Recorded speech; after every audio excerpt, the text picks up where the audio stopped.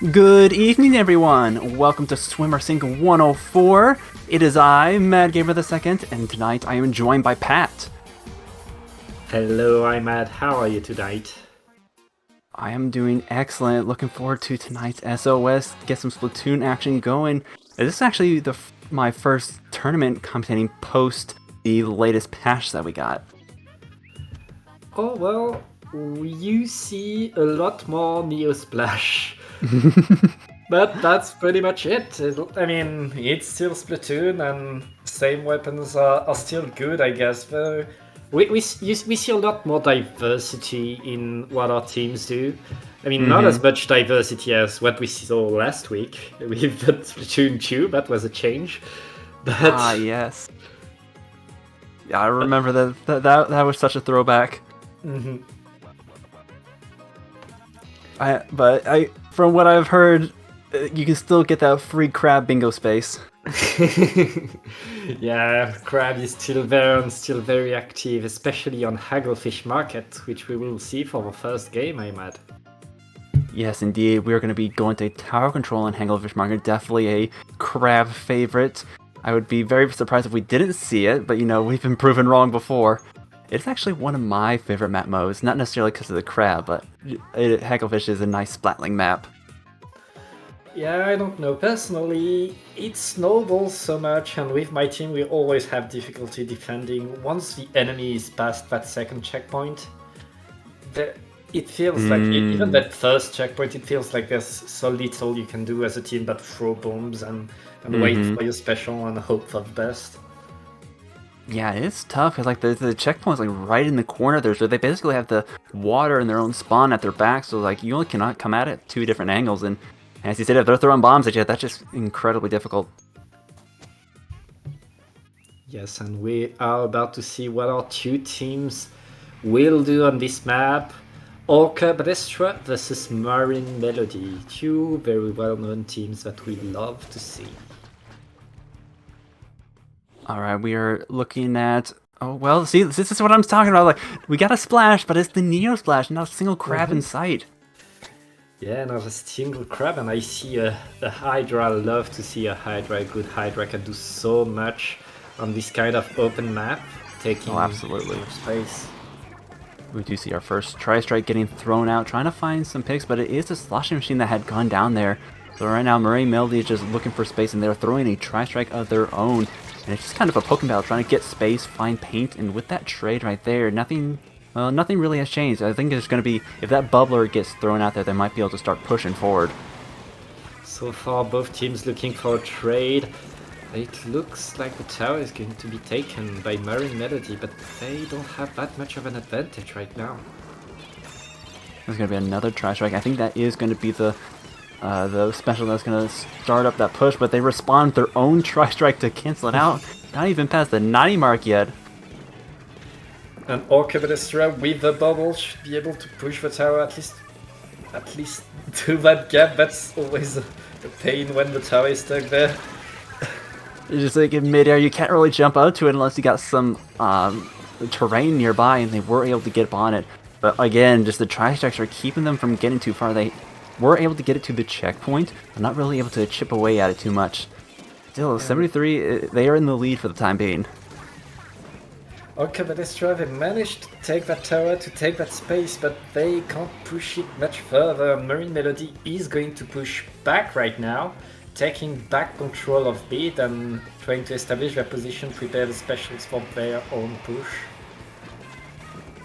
Yeah, Marine Melody, they're running a backline that's comp, so theoretically it is the more aggressive comp, but as you said, with that Hydra, especially on this map, it's just, they can't push forward safely without that Hydra going down, and so far the Hydra's doing an excellent job of just staying alive and keeping space, so they are going to be holding on to the 73 lead, but it is only halfway through the match, so anything can happen. Yeah, Hydra against an Elite, the Hydra is at a severe disadvantage. But if the enemy doesn't run the backline, the Hydra can just, if they manage to stay alive, they can just keep everybody away, and the Booyah Bomb helps spread a lot too. Oh yeah, the Booyah Bomb, just like the Ink Strike, is just good at keeping space, keeping the opponents out of an area you don't want them to be in. And for this mode, tower control is the big one. But now Marine Melody, they're finally in control of the tower, and they do go 2 down, but they are still in control for the time being. I think their Tower Rider did go down, so this is going to be stopped at 82 right here. And Orca is going to be pushing them back. Yeah, Marine Melody, they take a lot of losses, but that's one of the perks of a backline-less comp, is as long as you have a few players there, you are so fast and you can still move up and maintain that position even without backline. Yeah, they're quick at their recovery, not necessarily their defense. Again, Orca is just pushing through. Although they do go 3 down, but they're increasing the lead to 64 here. Increased lead, but at what cost? Right now, Marine Melody, it's their turn to push. They have the map all for themselves. And if that Hydra can get dislodged out of glass, Marine Melody could get very far away, but that Hydra is not going to fall without a fight on the tri-strike. Yep, you can just dodge them if you have a lot of run speed equipped. Mm-hmm. And we saw the players that they're shucking right underneath, just hoping it's going to drop, but the Hydra player, they know what they're doing. They're just going to stay up top, and that's going to be the wipe on Marine Melody. 4 points away from that lead, but Orca is going to be able to hold it as we go into this last minute. A wipe with just the Hydra standing at the end. That was almost it for Marine Melody, almost the lead, almost the checkpoint, but just a tiny bit, and that the survivability of the Hydra making the difference there. They just have so many of their resources, so much of their manpower focused on that Hydra that they weren't able to hold on to the tower, but they are going to be going back at it again. As you said before, just the backline of comps allows them to rebound really quickly, and it is just the Hydra up now, so they may be able to get through this checkpoint now. Yeah, Marine Melody, they have taken that space. They are far in the enemy territory. They get the checkpoint, and they get some more. And with just 10 seconds left, Orca Ballestra, they need the comeback of the century to get back in. Yeah, they're going to have to chew through their own checkpoint there, and in overtime it gets even more stressful. And they will have the special advantage. The tower is going to be able to give them that specials that they need, but just one well-placed Booyah Bomb or Tri-Strike will just end the game right there, and we see it being launched right now. Yeah, you send your Tri-Strikes one at a time to make sure that the enemy can't stay on tower as long as you can. Marine Melody playing the patience without a backline. Very great game by them. Yes, indeed. Like they had a bit of a slow start. Just the Hydra was doing such good work out there, but they were able to just slowly push their way forward, able to chip away at that defense, and they were finally able to break it through in the last 10 seconds, no less. And Orca Ballestra, they will be able to get back, to get another attempt at stopping Marine Melody on Rainmaker Museum Delfino. Another map where range is so powerful, and you can expect Orca Ballestra to bring a backline again. Rainmaker, because the mobility you need for the Rainmaker, it does favor the more aggro comps, the flexible comps, but as you said, the map itself is such a good backline map that I wouldn't be surprised if they decide to bring one back either. Yeah, honestly, like, if your backline grabs the Rainmaker, then it's not that much of a problem. And on defense, having a Hydra on your side is always good. You can just stop a push. Yeah, just the Hydra itself, I'm pretty sure outranges the Rainmaker, and again, it has that Booyah Bomb, and even the sub-weapons are good for poking. Yeah, I mean, that's personal bias. I always love to see a good Hydra making it work. Nah, I'm with you right there. We'll have to see if they decide to keep it. Now, the Rainmaker on this map tends to open up some of the avenues, as you do have to get onto the enemy plat to push the Rainmaker. So we have that ramp there, but it's still pretty much a narrow street. Like, you do have the jump with the spinner in mid, but that is very much situational. The spinners and the stars have to be aligned just right. Yeah, if possible, you really want to overwhelm the enemy, make sure that they can stay on their own platform before you can get in, and that's where things like the Tri-Strikes, the Crab Tank, and the Booyah Bomb can do so much work for you. Absolutely. Now, I was just noticing at the end of the last match, we did see double tri-strike for the side of Marine Melody. I am curious to see if they'll stick with the double strike or if they'll bring something like... We do see a Vanilla Splash coming out. Yes, both sides are running the Vanilla Splash now. Vanilla Splash can do so much, and a bit less range on the side of Orca, Ballestra, the Nautilus taking the place of the Hydra. That is a nice pick. It is, again, just opting for a little bit more mobility in exchange for that range, but not able to get the checkpoint off that. The Splash Shot is doing a nice job of just taking out the carrier. With 2 members down, that's going to be the end of that push, most likely. But with the Bubbler coming in, just holding that 3 down. Oh! That's it. That's a checkpoint. And Orca, Ballestra, they are not wasting time. In less than a minute, they already have a checkpoint, and they are already putting Marine Melody in such a defensive position right now. And the Viper is going to fall down. Orca, Ballestra, they are in full control of this game. Yeah, it looks like Marine Melody had control right there, but then the bubbler got popped, and whoever was inside of it was able to just hold ground for the rest of their teammates to respawn. Now it's just Orca is going to be holding on to his mid area, just trying to find another space, but again, 2 members down. And this time it's Marine Melody getting the picks and getting the space for themselves, with Ivy already on the platform, already creating the aggro. Taking a 1v3 is a bit presumptuous, but if your team gets the checkpoint while you do it, that's the right move. Marine Melody is going to take the lead by a hair, and Orca, Ballestra taking back control of the platform right now and ready to try to shoo away Marine Melody, but oh, good luck. And, you know, sometimes the distraction is a viable strategy, and it seems to have worked out here. Now it's just the 2 members down. They are going to be backing up slightly, but doing an excellent job of still maintaining control they do have, keeping Orca from really gaining too much ground with that Rainmaker. Both teams trying to contest mid. It looks like Orca, Ballestra trying to move forward, bring the Nautilus forward. Of course, that's the front line. Oh! The Wiper grabbing the Maker is another, again, some distraction techniques, but that was going to be 3 down on Marine Melody, and the Orca is pushing up to the plat. A nice pick right there, and nobody has the wiser of whether they are. Another nice pick. Orca, Ballestra right now making the push, making things happen, and getting the lead back from Marine Melody. Not so far inside, but still there, and that crab tank is going to give space to Orca, Ballestra to still stay there and keep control of that platform. Oh, but then there's the well-placed bomb.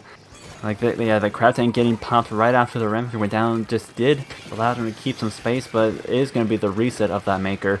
And with the remaining members of Orca either getting cornered or having to jump out.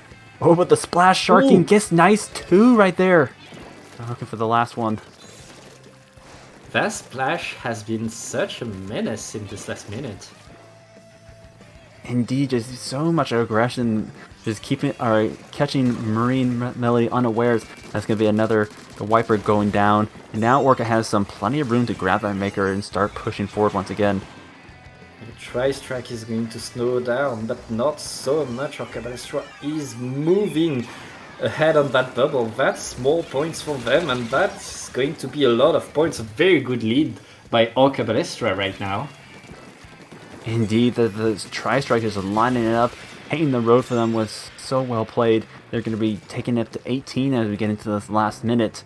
Not unbeatable, but it is going to be rather tough for Marine Melody to come back from that. Marine Melody right now, they are cornered in that little spot, but the crab tank is going to give protection to the Rainmaker, who's just gonna jump out. I honestly can't tell if that was intentional or not. I'm not sure. It is a bit late to be resetting. It was already in mid, but I could honestly see just a ill-placed Rainmaker shot knocking it backwards.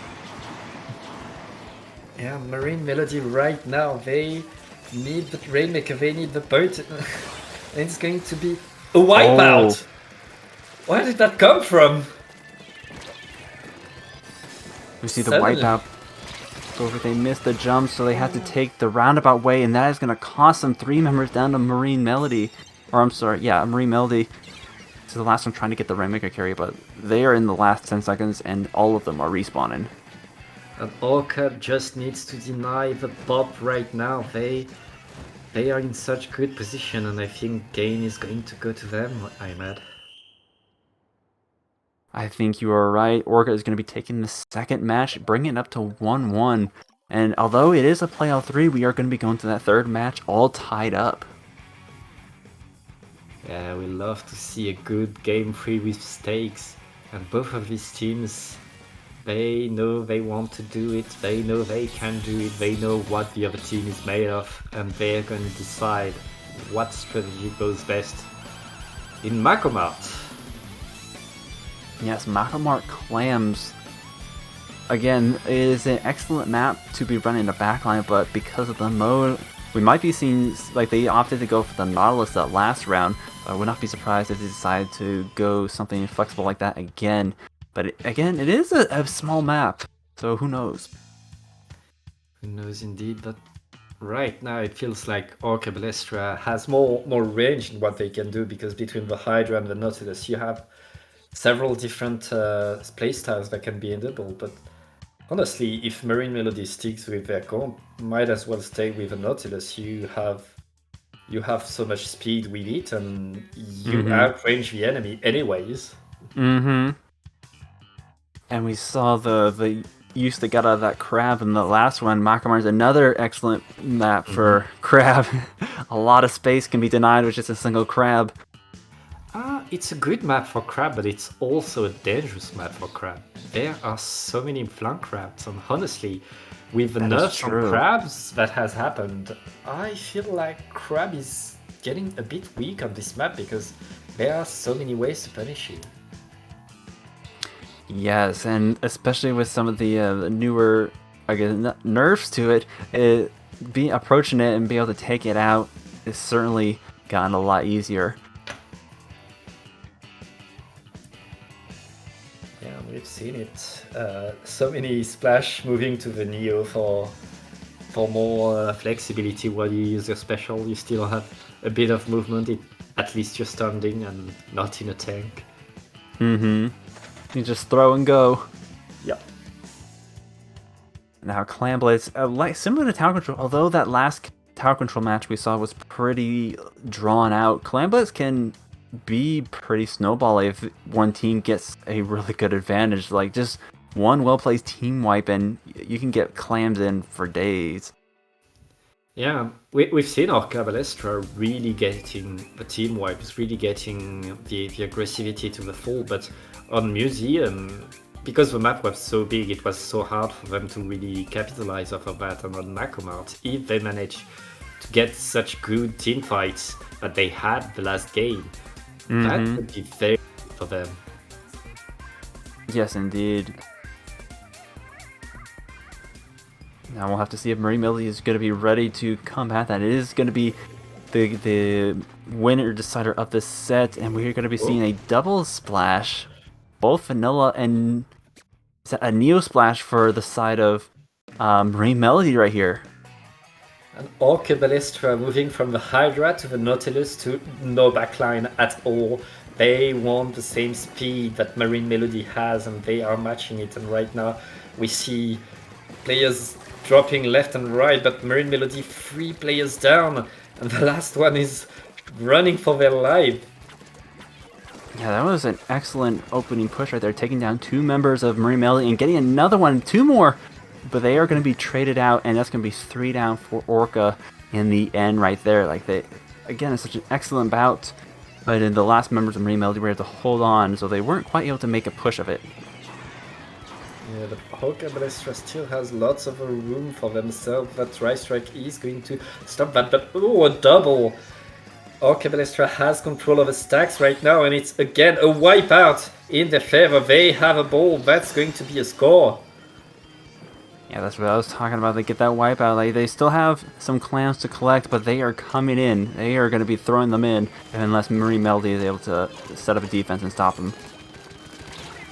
Right now, Orca Ballestra is setting the defense on the enemy basket, and they are going to extend that score down to 35. And they're still going. 2 more members of Marine Melody down, and the solid control of their own plat right there. The junior just absolutely going ham up there. And thanks to that crab, they extend the precision, and with that ball, that could be wow. Orca Ballestra is absolutely showing how much of a snowball Clams Mako can be. Yeah. Taken from 100 to 0 in a single push. They're ready to be done with that set and move on. And we know from the first 2 games that these 2 teams were pretty even until now, but Orca Ballestra, yeah, as you said, Clam Blitz Mako, Snowball, 1 push and it's over. What a way to end that first set. It was like we were getting set for an excellent. Well, that was still an excellent last match. But it was over quick. You know, we got our 3rd match, but it's done in a heartbeat. Well, GG's to Orca Ballestra for taking that set. That is the first set of our night. But don't go anywhere. We have more yet to come.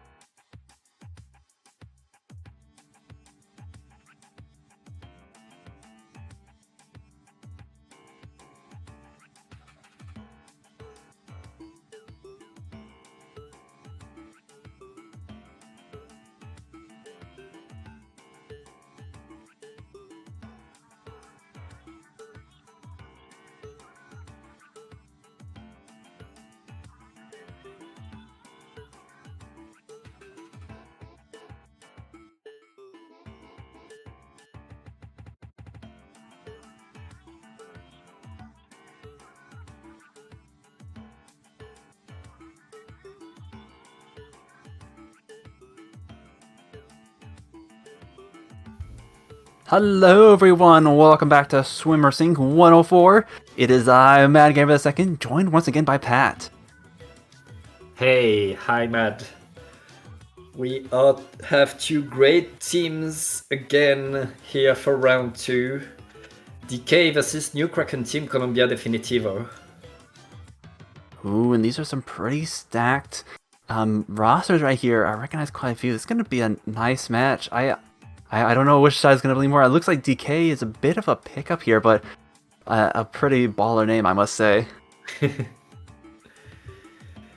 And we will be starting on the zones map that's so different, that works so different from the rest, Flounder Heights. This map is a puzzle to me, to be honest. I never know what to do on there. Honestly, I'm with you there. Flounder Heights is very unique in our current pool of stages that we got here, and zones in particular. Getting that high ground, you can just stand there, you can defend those zones for quite a long time as long as you got the high ground on this map. Yeah, it feels like you can see two teams stay as a standstill for 5 minutes, or you can see one team suddenly getting control of top mid and like they 100-0 without nothing being able to be done against that. Yeah, it is a tough time to be sure, and usually from a lot of maps you do see the E leader getting a lot of love there, but I've seen quite a bit of the new, not the Fire Fin, but the ZNF Charger. I think with that Ink Strike can certainly do a lot of damage for zones. Yeah, the one weapon that I find that has been like super popular on this map is the Tri-Slasher, especially the Tri-Slasher logo. Yes, Fizzy, that is. Fizzy is so good. The Tri, it is a playground for the Tri. Just buckets in general do. I just have such a good time here. The sloshing machine, the Tri, even the vanilla bucket just it excels at having these kind of ledges that a lot of shooters have trouble with. You know that they can just get so much more value from being up on that high ground. Yeah, it's like the ramps that are between the zones. They're made for sloshers. They were thought for sloshers, and you love to have that geography of the map profiting your weapon and allowing you to really expand your playstyle and do what you want with it. Now this is another map this is a map that also gives way to beacons, and I know we have that new Kraken roller and the new Neo Splash. We could be seeing some beacons, but it does not appear so. We're going to be with the mini. Bring out the mini and the triple slosher. Interesting. Triple slosher on the side of new Kraken team. Meanwhile, we see a crab tank, but it's the vanilla Julies that are with it, and I'm hoping we can see the Octobrush doing something with that Zcaster of his. Yeah, you don't often see the Octobrush. I know the Stamper is our main source of was a Zipcaster propaganda, but it's nice to see the Octobrush get some action here. It's as another weapon that just excels at having the high ground with that fall-off damage. It looks like right now the high ground goes to new Kraken team. They are in control of the zones, and right now they can do so much, but it's just the bucket that's alive right now. Logan moving in with the Julies. They are going to be able to cap that zone. Only 72.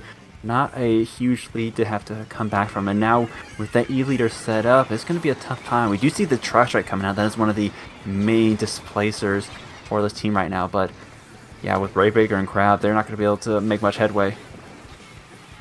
Indeed, Decay is keeping control, and here we see the Octobrush with the Zipcaster creating chaos and being such a nuisance to anything that wants to push in. But right now, new Kraken team, they survived the attack. They are here, ready to attack the zones and apply penalty if they can with that Tri-Strike. They are. Oh, they still haven't capped the zone yet. Decay is still holding on. They do lose 3 of their members.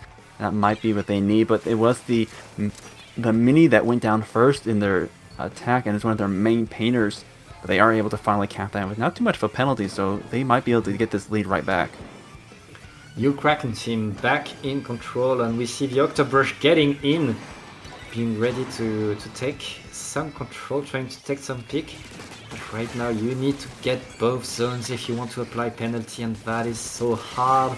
Junkie getting the picks though.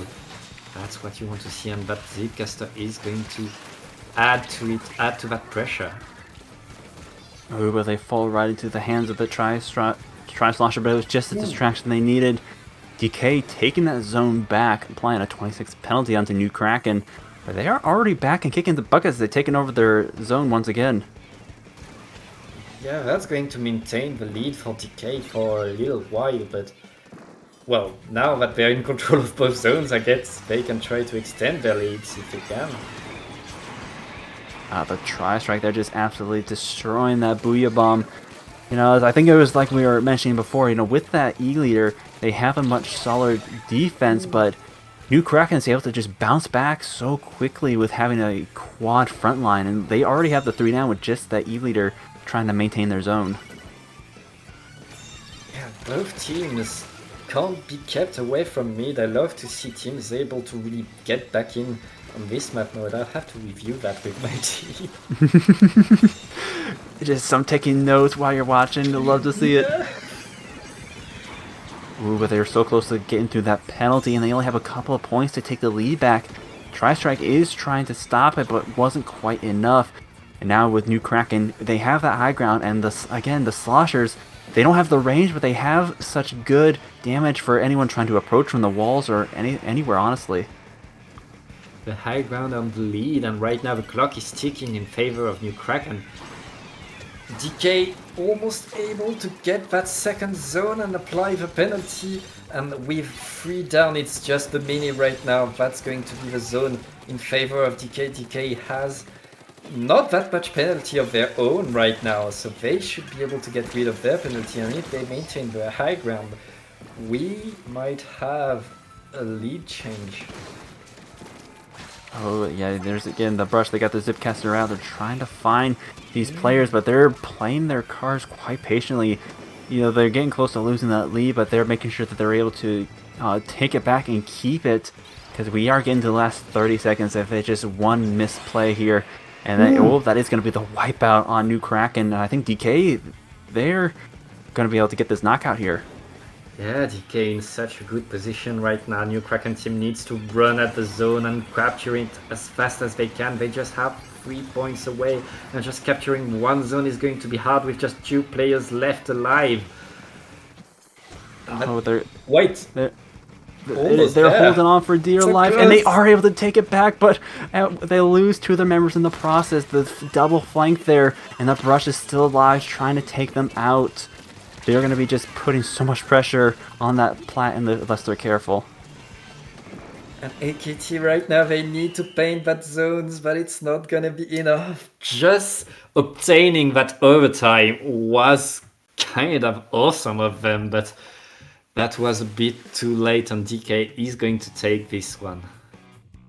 Yeah, that's the tough thing about the dual zones. Like, you need both of them to keep going, and when you're the defending team with the lead, you only need to keep one zone capped. You don't even need to go for the other one. And that Ela was just sitting pretty over on that wall. Yeah, but New Kraken team clearly are not so far behind, and they will be able to get their revenge on Iltel Ali with tower control. Yeah, I will say that Flounder Heights, again, is very unique and is not in... It doesn't really play to everyone's strengths, you know? The tower control on ETL, that's been in the game a little bit longer, and it certainly can allow for a little bit better control, a little bit better comeback. And the E-Leader certainly has a lot of dominant power in this, but if New Kraken is able to show the same aggression, they might be able to just completely counter the range that E-Leader has. Yeah, and honestly, what really impressed me from Decay is their ability to really take the fights and bring the fights to New Kraken, and if they can maintain that, this could be a 2-0. I would love to see it go to a Game 3. Well, we will be seeing a Game 3 as the playout 3, but you were right, DK could totally bring this back, just close out the set right now. We'll have to wait and see. Now it is tower control, so it is another mode that if you just run away with it, can snowball so quickly. Yeah, honestly, like what we know from Flounder Heights is kind of the opposite of Iltel Ali. Iltel Ali is flat, and you can't really... On Flounder Heights, you can go from right, from left, from everywhere. Iltel Ali is a flat line. And it's really your team coordination and not so much the flanks that really the ability you have to occupy some space that you can do, that you really can't do on Flounder Heights. And both these teams really have to change the way they play if they want to get back in and get the win on this one. Yeah, there's no back window to sneak through. You really just gotta brute force your way through the front door if you're going to make much headway on this map. And I think for tower control especially, it is one of those most like zones you take mid, you push forward a little bit to keep hold of it, but then it doesn't quite require as much spearheading as does tower control, Rainmaker, or even Clan Blitz. So that is going to be the one thing that sets these two teams apart. Whichever team is able to break through and just keep pushing forward. Not much of a comp for Decay, but New Kraken changing it up a bit. Yes, if you are just joining us, this is round 2 of SOS, and New Kraken is bringing the new blaster. Now, that is the blaster with the inkjet, if I remember correctly. Inkjet and torpedo. And that inkjet has been buffed recently, and honestly, it can be pretty powerful. Oh, but it is going to be the blaster and the Tetradoodle going down for the side of New Kraken. But there's still a couple of members up to keep Decay from really just running away with it. This Bucket trying to get a pick off of here, off of Logan. But they're pretty much backed up in that corner there, and this might be the end of them. Backed up and pincered, and Decay has an avenue for themselves to push forward, and that Elite riding the tower is going to go to checkpoint Q. They did pop their Waybreaker, but was taken out. The revenge pick by the Crab, that a nice double with that Crab, so they're going to be able to keep pushing. Oh, 3 down, which is the mini remaining. That's going to be huge points for Decay right here. And with the mini going back to spawn, this is a delayed wipe, and Decay in a great position to take that checkpoint.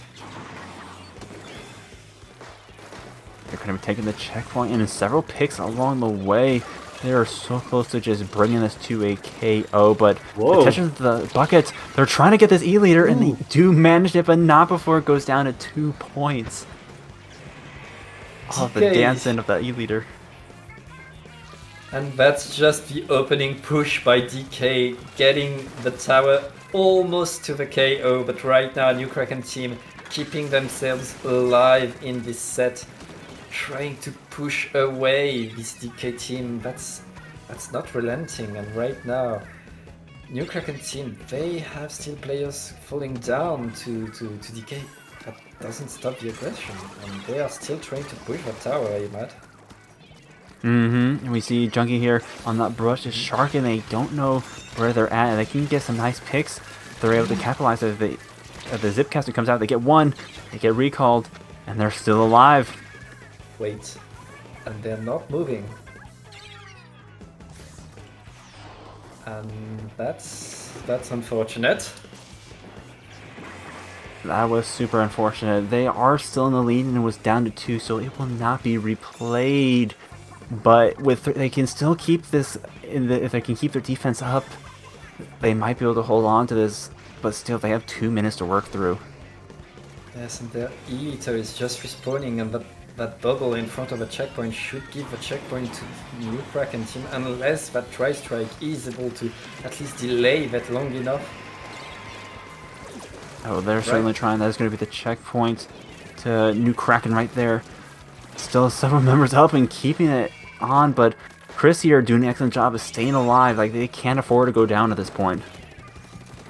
Yeah, Chris staying alive, throwing the bombs, doing what they need to do. The tower is coming back, and Decay is hanging on to that lead. That lead that they got with 4 players, but right now, it's their game to win if they can just hold long enough, and that Inkjet is going to force the Crab tank to hide. They stopped by the E-Liter. Yeah, the E-Liter gets a nice pick. Oh, another nice pick. Just the mini left. They get the flank here, but the tower is going back to mid, so they can certainly get some jumps in, but they are not in control of the mode. Yeah, but if that mini manages to stay there, well, that's going to be hard with all the Tri-Strike, but they stay alive, and that bubble is going to give them so much space right now. Decay cannot defend And New Kraken team, they can push forward as much as they want. That Mini is doing so much for the team right now. The Mini taking on several members and gets a trade out of it. And the rest of their team, New Kraken, is going to be pushing up, but another member gets taken down. Yeah, so several jumps in. The Crab Tank and the Elita. That's all Decay has right now. They need just to hold as long as they can, and they're doing such a great job of it, but the Elita is fallen. Oh, and so as their duel is just the splash left, they can get their tri-strike, but no, they go down. Just a couple more points from that lead, and they are going to take it in the last 10 seconds. Oh, that was so unfortunate. What a defense by DK. That was their game, and that DC is... I mean, right now, if you're DK, you are pissed. Yes. Well, that is absolutely frustrating. Like, it's just out of your control, the DC, but they fought hard. Like, they were, like, seconds away from holding onto it. They slowly crumbled underneath the weight of 4 players. That was such a good opening of the game, and the Octobrush until the DC was doing such a great job creating so many opportunities for the team.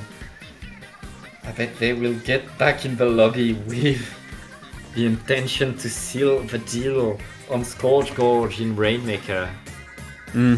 As we saw in the last third match, they could take the fire from that loss and just absolutely burn a path to that Rainmaker pedestal.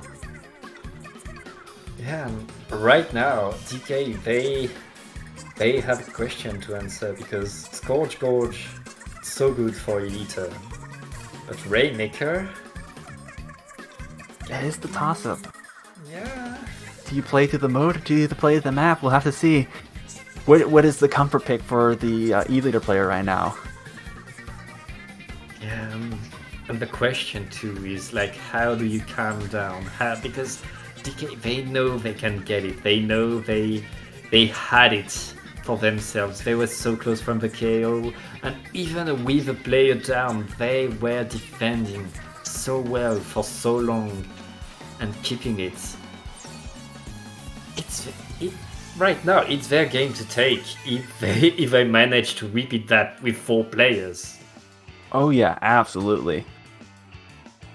If Tower Control is a snowball map, Rainmaker, you get that wipe going, you get enough picks that it just opens up the door, free path all the way up for points. But Scorch, that last little bit is right underneath the spawn, so getting a KO is going to be rather difficult, even if you do get that wipe. Yeah, such a long map, but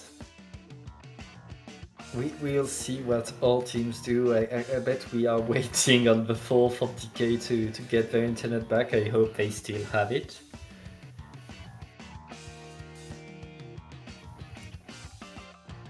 Now, we did see some changes coming out from New Kraken in the last one. They did decide to go off the 2 of their buckets, opting for the Tetra Dualies and... what was the other one they swapped to? Decay here, they've held the same comp for both these. They saw that they had the brush. I think they had the Dually Crab. Yes, Dually Crabs, but we'll see if they bring it back. It looks like we are going with a splashes. Yes, triple splash from Decay, but now it's New Kraken running the E-Leader. I did not expect that from New Kraken. Wow. I did not expect that either, but we'll have to see if they're able to out-charger the other E-Leader. And especially now that they've swapped off the charger, just the absolute meta comp we got going here. Ooh, and it looks like Decay is not losing any time. They went without backline because they want to go fast, and they are going fast indeed.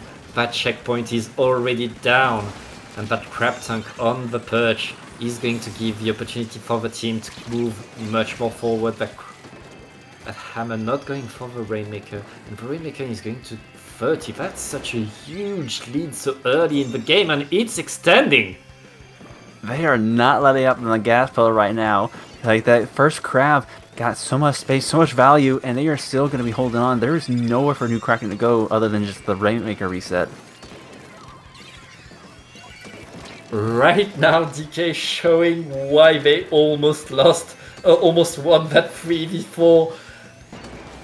They not wasting any time, and new Kraken team just making sure that no one is left on their side of the map before they enter into mid. But DK is taking that time to get a wipeout and just moving forward even more. They get another crab coming out. Once again, new Kraken is respawning, so they can't just push up through that last stretch to the pedestal. Not until they start picking them off again. They are certainly going to try a nice 3 down on Decay right there. Just the brush remaining, but with the brush, you never know where they're lurking. Yeah, the brush is back to mid. And the mini trying to chase it, but that's going to give them quite the opportunity to finally push forward. NKT has been so much on the defensive so far, so much moving backwards, but right now it looks like they are finally getting their ground, they're getting their picks, and if they manage to wait out this crab, they should be able to move forward. But there's as long as they wait out the crab, they are going to be met with another crab. Some things don't change. Oh, but it's still a nice 2 down on Decay right there, but it is just the Tetras for new Kraken left. You know, they're starting, as you said, they're starting to get their footing once again. They're not letting Decay completely run away with it just now, but still have 2 minutes left. You know, they're not done yet. They're not done, but as Decay has 14 points, new Kraken has yet to score 1.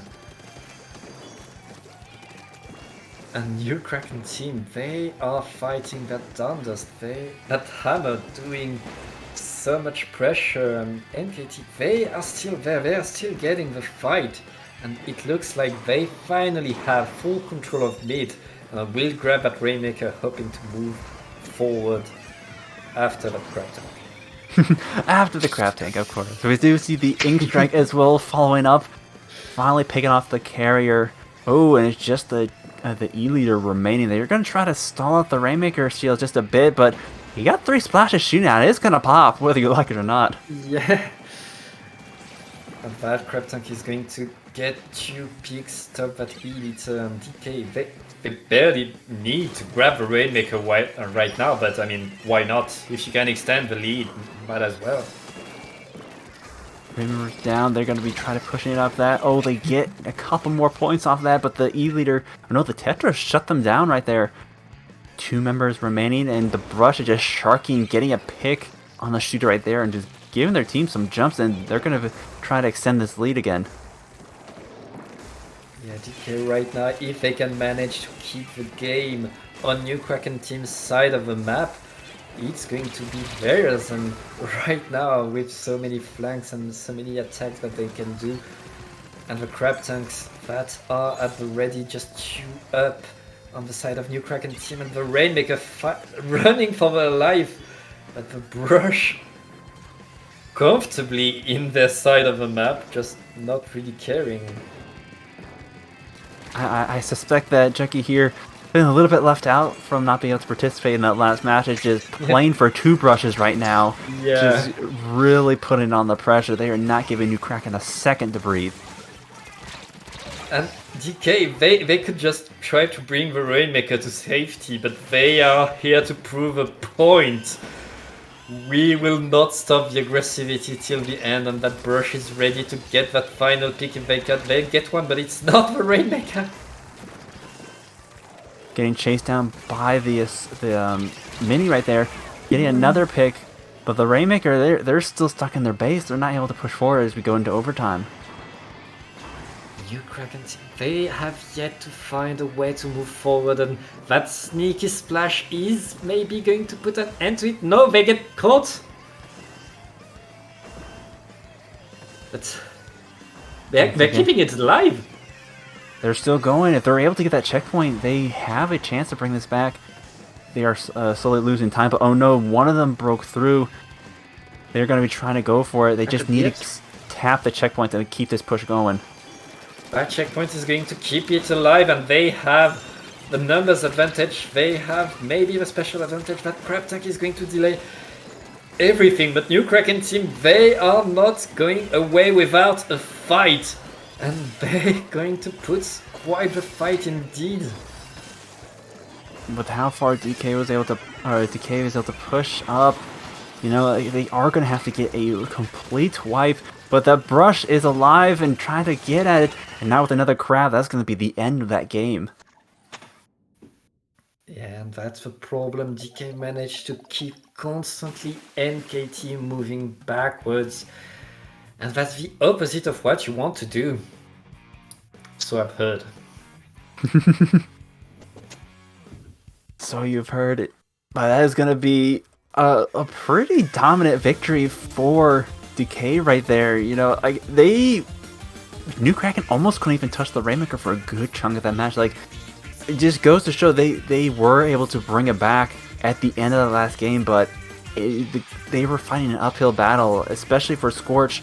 It funnels into like a one path, and with the crabs and the brush just out of reach, they really couldn't push forward. Yeah, DK with a statement. Give us 4 players and we win. We will be back after this short break for round 3.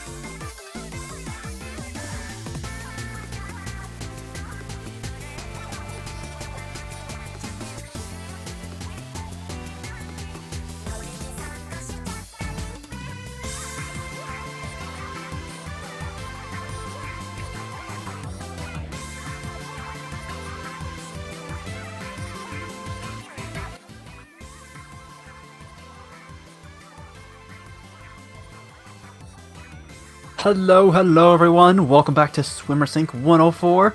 Once again, it is I, Matt Gamer II, joined by Pat. Hey! We are back with a final round of Nessus Falls of the SOS 104. And quite the final round it is. We have Frostbite versus, oh here we go, Caldo de Pollo plus Venti Simps plus someone's fan. That's all we know at this point. Yes, and what Frostbite is lacking in team name, they make away with their roster. We have 7 players for them ready to get in. Yes, they have subs for their subs, backups for their backups. They are ready to go. Not even a DC is going to keep them back. But still, I recognize one of the names on the other team, so still some pretty prominent figures. And it's going to be starting out on Clam's Museum. Yeah, we've seen museums so far, but not on clans, and it changes a lot.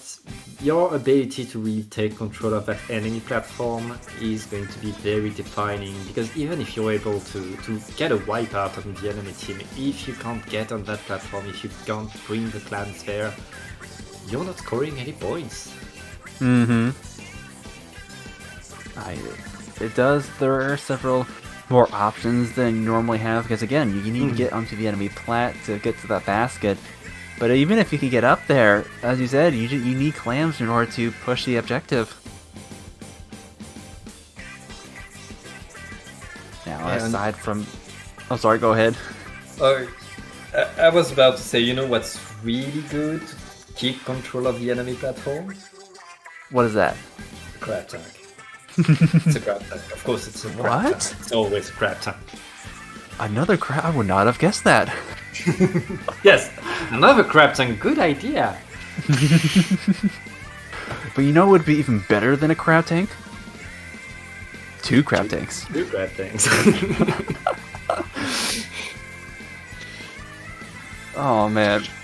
But like seriously, like crab, again, it sets up pretty high and mighty on the spinner there. It will sit there. There's not a whole lot you can do. Well, there's not many weapons that can contest and take down a crab, but E-Leader has some nice vantage points that can take out a crab, even if it's set up on even the spinner. We'll see if any players heed your advice.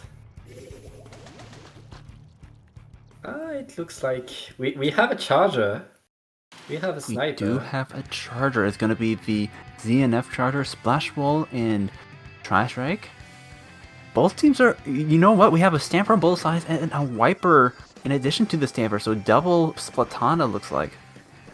Yes, Caldo de Pollo incredibly aggressive with that double Splatana comp. And we see it at work, though the Stamper is already down.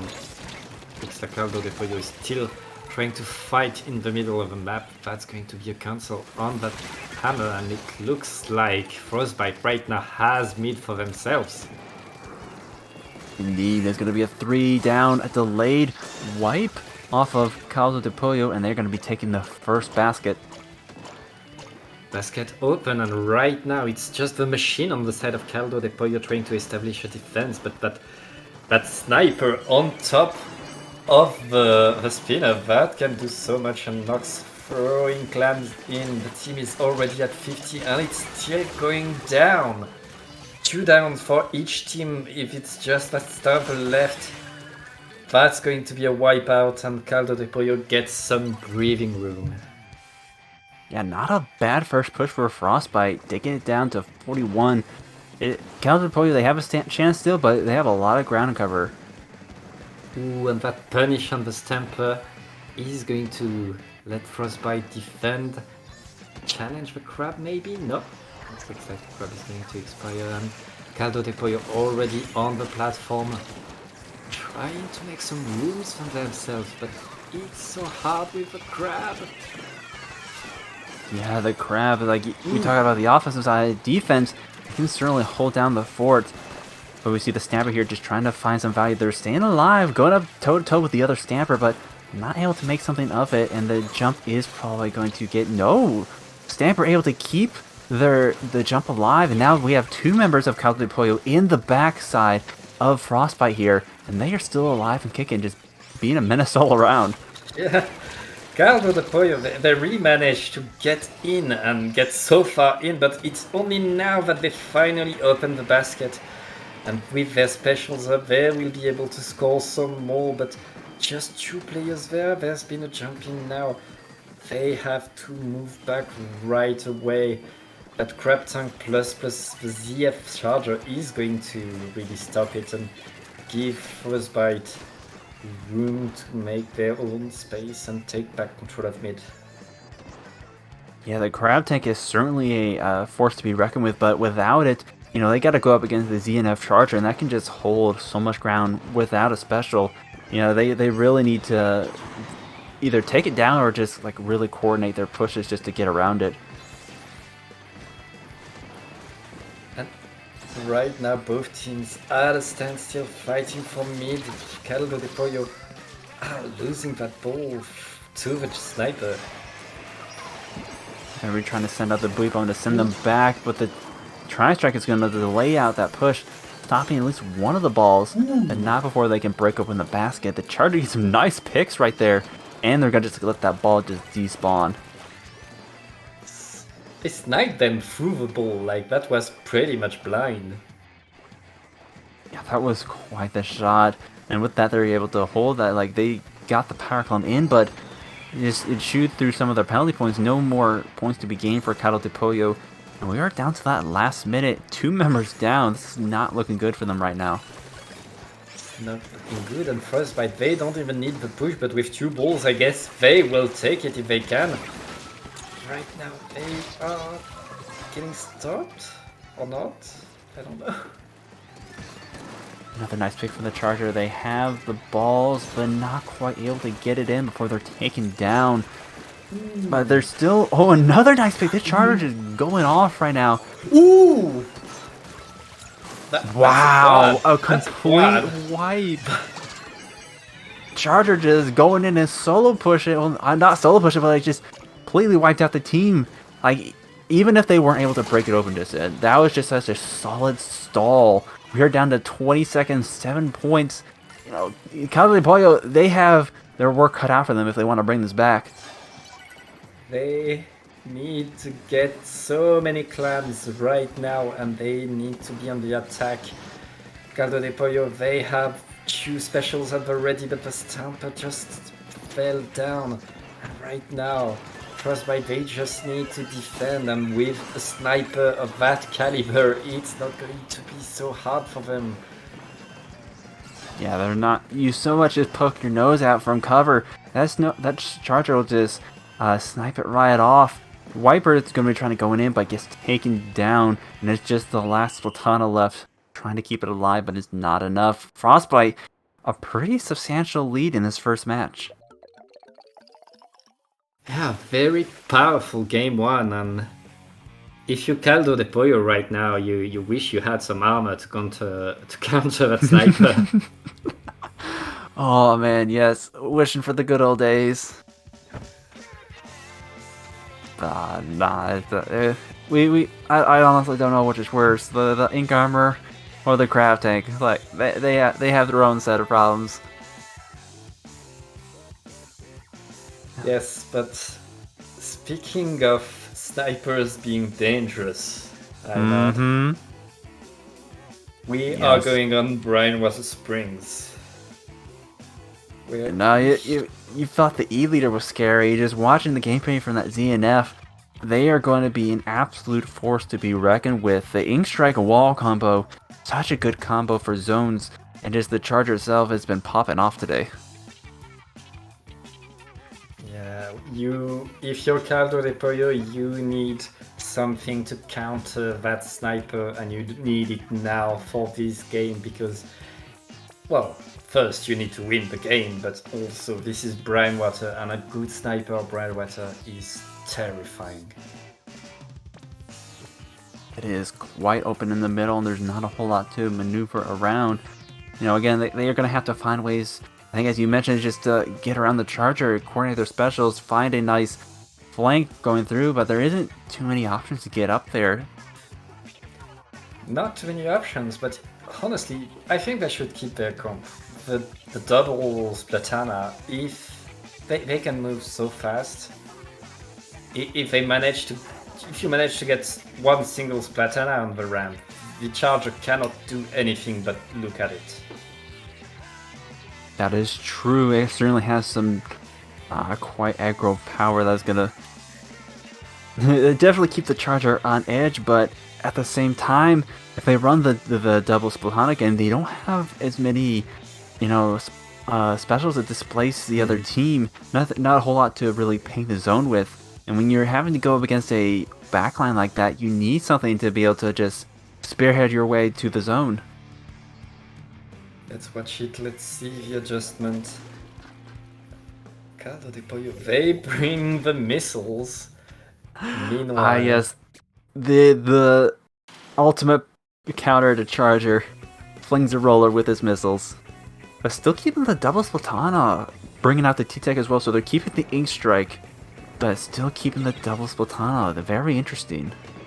Yes, sacrificing the splash. That's what every team is trying to do right now. And it looks like it's working so far for Caldo de Pollo. They take control of the zones and they are pushing Frostbite back in their spawn. Yeah, the Stamper there, and they get the pick on the Charger. That's going to be huge.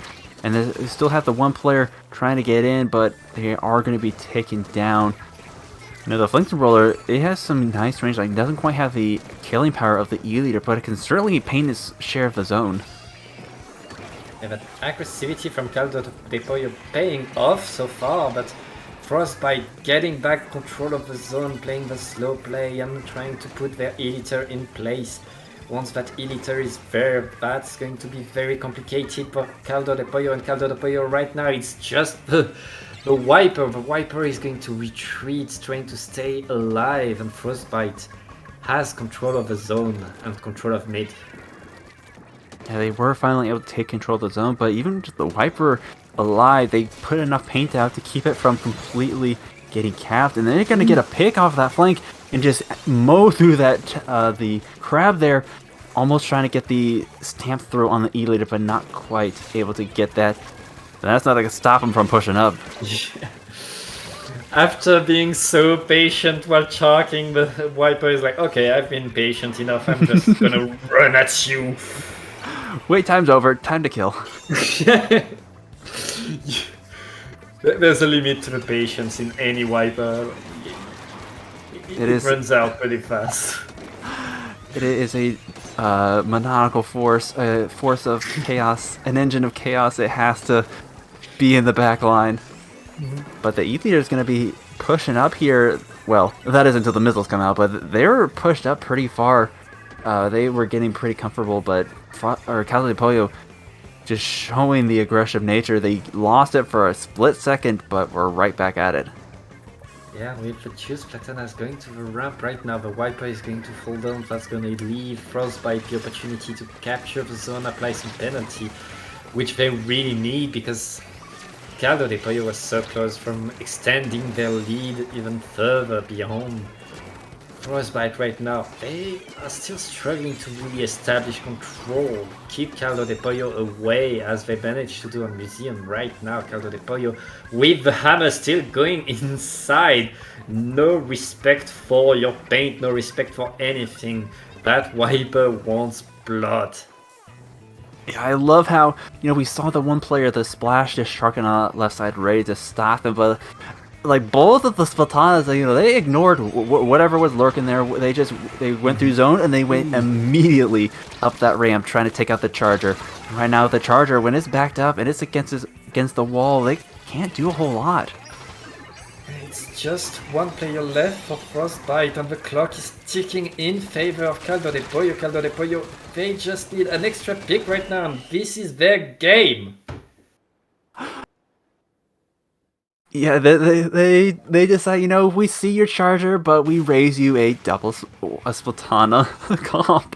Yeah. It just ran away with that. And that's the power of missiles. with missiles, you can enable so much aggressivity for your team because the backline can't do anything. The Elite needs to move, can't stay where they want to be. And then you have two crazy swordsmen getting in. Mm-hmm. You know, it's like they started getting too comfortable. Like, you know what? Here are some missiles. Yeah. Oh, and also here's some crazy Splatanas. You know, on your front door. Have fun. Oh man, but yeah, that's gonna bring it up to 1-1 with Caldo de Pollo bringing it back after a pretty, I would say, dominant game from Frostbite in that first match, and is going to be going to tower control Mako for the deciding game. Yeah, on a map where you have so many routes, so many ways to flanks, so many stacks behind which you can hide. This is a map where Splatanas have a field day. Oh so yes. many ledges to camp, so many flanks to take, and Frostbite, they need to stop these two demons from coming in and ruining their day. Absolutely, yeah. The Splatanas, they're gonna have a fun time on this map, and like, I would not be surprised if they decide to swap off that either. Like, they're gonna have so much pressure on them throughout the entire match if they decide to stick with that weapon. I feel like because it is a smaller map and Caldo de Pollo isn't running a backline, Frostbite is going probably to go back to a shorter thing than an Elite. But, I mean, okay, we're about to see. Yeah. Like, we thought that the E-Leader would be the force to be reckoned with on the last match, but the Splatanas ran away with it. How much more so is it going to be for a map where it is just so much smaller, so many more ledges for them to utilize? And Caldo de Pollo sticking with what works.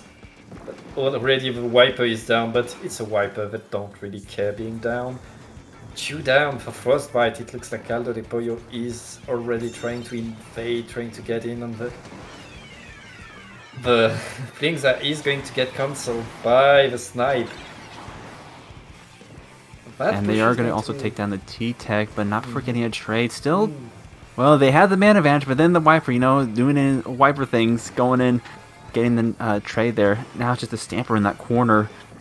They are keeping the Charger busy, I will give them that. 3 members of Frostbite trying to take them down, but they jump out. Yeah, that Stamper being a nuisance, but not enough to really do anything for their team and Frostbite right now. They are looking to push forward that Booyah Bomb and that Crab Tank combined with a Tri-Strike. That should be able to maybe to get an advantage, but it looks like Caldo de Pollo, they are everywhere, and right now it's 3 versus 2 as they get on the tower. It's not as much as an advantage as they opt for. There was just such an overwhelming wave of specials there. We saw both Tri-Strikes in sequence there. And the Booyah Bomb to cap it all off. And again, another Tri-Strike right there. They're just keeping the pressure on, like, even though the Splatanas, they have so much aggro, they're just going to overwhelm them with specials, but that's going to be 3 down for Frostbite. Yeah, Caldo de Pollo with such a great defense, and now they should be able to take the checkpoint if they manage to keep the distance. That Charger is just too late and missing the shot on the tower. The Tri-Strike, however, is going to give some breathing room to Frostbite. Her setup is going to be rather difficult for Caldo de Pollo to really push back with the Charger just overwatching that route past the first checkpoint. But 2 members of Frostbite are going to be down, so with the man advantage, you can expect once Caldo de Pollo starts moving forward, those Splatanas are going to be on the back door of that Charger. Yes, and right now Caldo de Pollo maintaining that aggressivity that won them that game too. They are staying on the tower. The Charger is still getting the picks, but there's always someone else from Caldo de Pollo ready to push forward. Oh, here we go. We see the Stamper going in. Are they able to get... They are able to take down the Charger, but they did lose 2 of their members, 2 of their teammates in the process, and do get camped at their recall. Currently 2-2, and while Caldo de Pollo has the lead, it is not by much. That lead is small, but that thing that Caldo de Pollo has is they got the checkpoint. And if they manage to get the picks, to get something going, they are going to blaze through to checkpoint 2 and extend that lead so fast. And once you're there, you can do so much. But Frostbite not wasting any time, not wasting the special. And right now it's 1 versus 1! Yeah, it's a T-Tech versus the Splash, and the Splash knows exactly where that T-Tech is going to be. Well, they did until they opted off the tower. They tapped it just enough to keep it going, but they're still maintaining the aggression. Elder here coming in from behind, trying to find the bucket, and also with the charger. Yet they are going to get the nice double right there. That's going to set them so well for this next push. Yeah, that double and that control is going to give Ida and their team the opportunity to extend the lead, maybe with just a minute left. It looks like Caldo de Pollo has been pushing for 5 minutes. They are just not letting go of this aggression right now, keeping the pedal to the metal.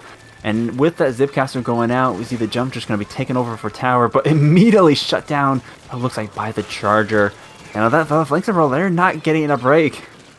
Yeah, and that checkpoint is going to fall down to Caldo de Pollo. Caldo de Pollo right now are in such a good position for this game.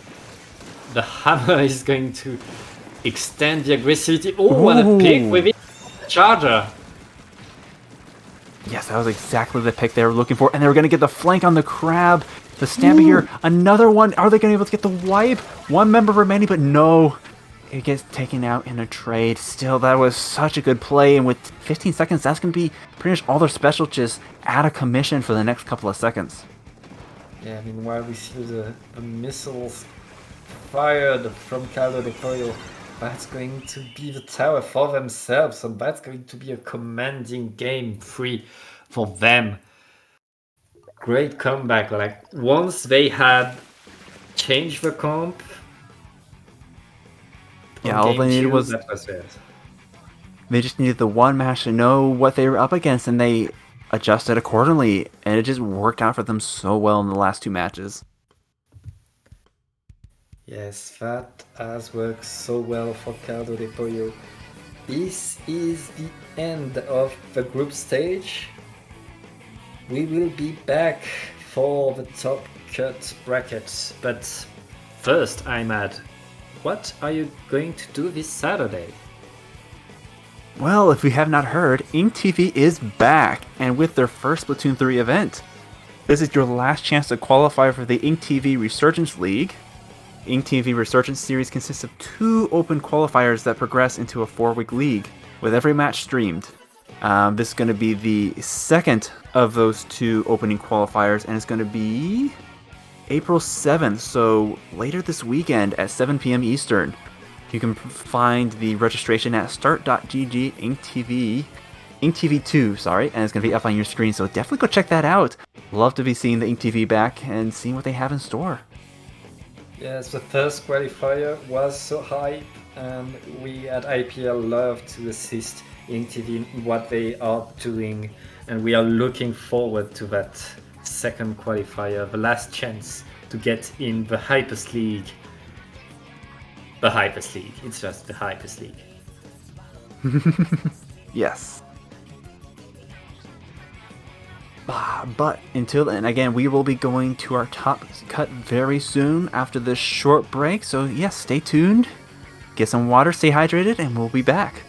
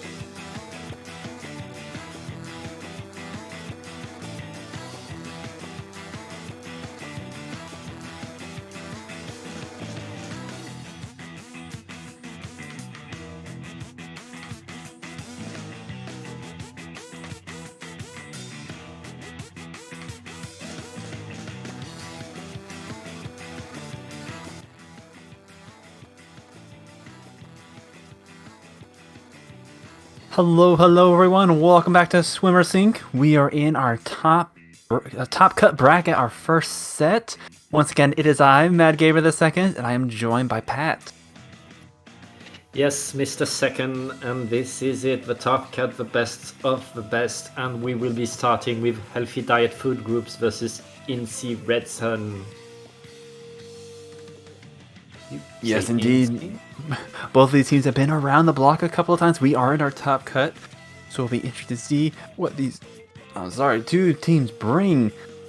Both of them are pretty regular for our SOS, so it's nice to see them return. And they are certainly got their work cut out for them.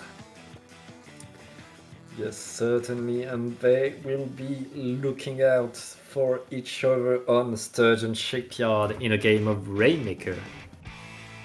Yes, Rainmaker on the Sturgeon. I do love a good Sturgeon match. Rainmaker is not my favorite of the most, but I love Sturgeon. It's so good. Yeah, Sturgeon. It's one of these maps where you have so many different ways to approach it, so many opportunities. And also, if you manage to take the enemy snipe, you can do so much and completely lock them out. Yeah, it doesn't have quite the Splatoon 3 treatment. It's not Eel Tail, that's for sure. Yeah, both our teams are getting ready. Now this map, we're in a very similar situation of the mode is hyper aggressive, very fast paced, but the mode is very hyper aggressive, fast paced, but the map, it favors. So it's got some nice backline spots, whether it be Charger, Splatling, whatever. So it is going to be curious to see. Like, I would not be surprised if we did see a backline on this comp, but you never do know. I'd rather go without a backline, honestly. This map has a lot of cover too. As you said, the mode is so fast. You want to take from it. Yeah, it definitely has its places to hide, different routes to go. I think, as you said before, like it's especially the crab tank. We talk about the crab tank, but getting a crab tank on that snipe, the enemy snipe, you can't drop. There's nowhere to go until that runs out. Yeah, very much. That crab tank can be so powerful from any snipe, to be honest, and you can have such a great position. But we'll see what our teams are going with on this map very soon. Now, I do know that quite a few members on the side of Red Sun, they are the frontliners. There's shooter mains right there, so we're definitely going to see a lot of aggression coming out from them. I'm trying to remember from Healthy Diet Food Groups. They are one of the few teams that do regularly run that back line, but again, it's Rainmaker, so we could see like total aggression from both these teams. Yeah, and for Rainmaker, total aggression is usually the best strategy. So I'm looking forward to seeing it. Now, so far, again, Crab Tank always strong, but we have not seen any of the Kraken yet. Like, that's been rising up through the ranks, but not today, it seems. Yeah, I feel like Kraken, it's definitely powerful, but you need a comp that makes the 96 or the roller work. Most usually it's going to be the 96, and it's very limited the kind of comp that make the 96 work, but also can work without the 96's range when the Kraken is active. That is true. Ooh, so we have a very meta, very conventional comp coming out from Red Sun, but a very unconventional comp coming out from Healthy Diet Food Groups. The Bamboo and Carbon matchup with the Splash and T-Tech. Yeah, I love to see a Bamboo active at that level. And right now the Crab Tank is establishing the space, but Red Sun with a double splash, double machine, keeping themselves alive, keeping the space, painting the ground and moving forward. Yeah, they took some space really quickly. They had the consecutive crab tanks, and then with the machines able to come in and clean up. But now they're going to have to deal with the Tri-Strike coming and trying to stop them. Not quite able to get to the pedestal. Yeah, great defense by healthy diet food groups, managing to keep their pedestal alive and soon. But oh, Incredson, they managed to get the top for themselves, and that's a checkpoint for them. There's just one splash alive, though they have to move back and give some grounds to healthy diet food groups. Yeah, we saw their Red Sun was up on their snipe as we were talking about before, and the heavily died food groups had to use a couple of specials to dislodge them, but in the end they were able to get the nice 3 out of it. But now with the bucket coming in from behind, that's going to be a return 3 down, just the carbon remaining. Yeah, Red Sun so far, as you said, they have so much aggressivity and they maintain it. Healthy diet food groups, they have yet to really make space for themselves. They struggle just to keep control of their own side of the map. Right now with 2 down, that could change in their favor. Both the bamboo and the carve, you know, they got some nice aggressive powers, they got some good flatting potential, but they are reliant on the paint from the rest of their team, from their 2 shooters, versus Red Sun. They got the double splash in the bucket, you know, they got plenty of paint to go around, and that's certainly keeping the carbon and the bamboo from really pushing too far forward. Yeah, Red Sun still on the aggressivity, trying to put their lead further, but they're going to be stopped on that top platform, and right now Healthy Diet Food Group, they have control of the Rainmaker and they are painting meat for themselves, preparing to get something going for finally. We are halfway through the game and they have still the opportunity to do so much, especially since it's Rainmaker and you only need 1 push in 5 minutes. We got a nice pick on the bucket there. We see a couple of members trying to flank out that crab. One of the splashes do go down. Looks like there is going to be an opening up that right side, but just going to have to dodge the Booyah Bomb and going up on that snipe. So close to getting that checkpoint right here. Oh, but the bucket is just keeping them out, and they are going to be taken down before they can tap it. Yeah, the bucket managing to keep that Rainmaker away from the checkpoint. Is going to defend still yet, but it looks like Red Sun has control of their side of the map. Sneaky play attempted, and that's going to be a trade with that bomb. It does keep the Rainmaker on that position right there, and the carbon's already back, so if they can pop it, they just need to push it up the pedestal to get the checkpoint. And after that, it's not too far off from the lead, but Red Sun doing an excellent job of just playing the defense. They're shutting down that carbon for the 3rd time in a row, and now they're going to be picking up with so much paint in their favor. Yeah, that Rainmaker staying in their court almost worked in their favor, because heavy diet food groups really wanted the play, really wanted the move, and overextended, and Red Sun just had to punish that, and right now it's their turn to move forward again, and with a minute left.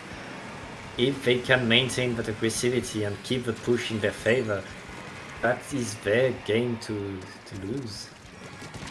See here the T-Tech. Oh, that's 2 down, and with no one standing between them and the pedestal, like they can make it back if they don't respawn in time.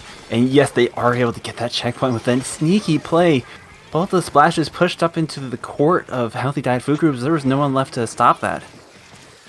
And this is where having the checkpoint still untouched in favor of Red Sun really worked in their favor, but right now Red Sun, they are bringing the Rainmaker as far away from the enemy as they can, going full defense mode right now. The Rainmaker just needs to survive for 7 seconds, but Healthy Diet Food Groups.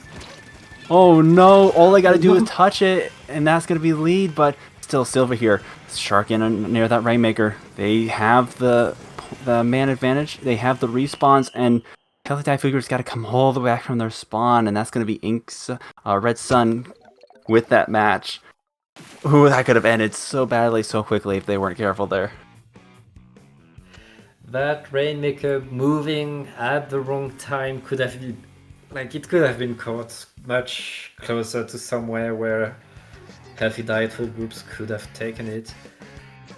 Healthy Diet Food Groups, they were on the defensive so long during this game, but they showed that they had the pushes, they had the plays, and they were able to put Red Sun in a difficult situation at the end. Yes, I guess they were just a couple of points away from that lead, and I think being able to keep Red Sun from pushing too far past the checkpoint was certainly a achievement of their own, and like they can bring this back in this next set. But with Clamblitz, I was gonna say you can't really get away with a cheeky flank as he did with the Rainmaker, but then again, Clamblitz, you can definitely do that. You, especially on Inkblot, you get around the basket, you leave a jump open for your team, and then it just all clams coming in. Yeah, the question I find the most important there is, do we see any comp change? Because Red Sun, they had what worked, they had the solid comp that can do so much, that is so versatile. But it's also a different map, it's also a different mode, and Healthy Diet Food Groups, they have shown that they can play a play style that is different from what you're used to with a bamboo and a carbon. That's quite a range of what a team can do if they can pull that off. So, which team is going to try to adjust their comp, and we're going to know that right away. That is an excellent point. I mean, the double splash bucket there's got a lot of variety it can work with, but that they were held back by the bamboo carbon is certainly a testament to Healthy Diet Food Group's skill level, and certainly they're familiar with the odd comp. It looks like they are going to be swapping out the T-Tech for a Junior, but that is it. No changes other than that. Yeah, very similar comp, and that bubble is already coming into play, but getting destroyed by a crab tank on the side of Red Sun. They certainly destroyed the bubble, but both of the buckets went down almost immediately. And we see the carbon trying to get that rail, but it gets called out. Healthy Diet Food Groups, they got the clam. They have several clams to the name, in fact. They just need an opening. And with the bucket down, that might be it. Healthy Diet Food Groups, they have the clams, they have the special in Bazooka. But right now still waiting to get some more, enough to push forward, and that pick of a machine could do something for them, but their splash going down means a valuable special is not going to be there for them. Oh, that carbon just got stuck out in the open with his Trizuka. The Junior is still alive, trying to solve a situation, but Red Sun is pushing up. You know, they don't have quite as many clams as Healthy Diet Food Groups did, but they have so much more control now after that wipe.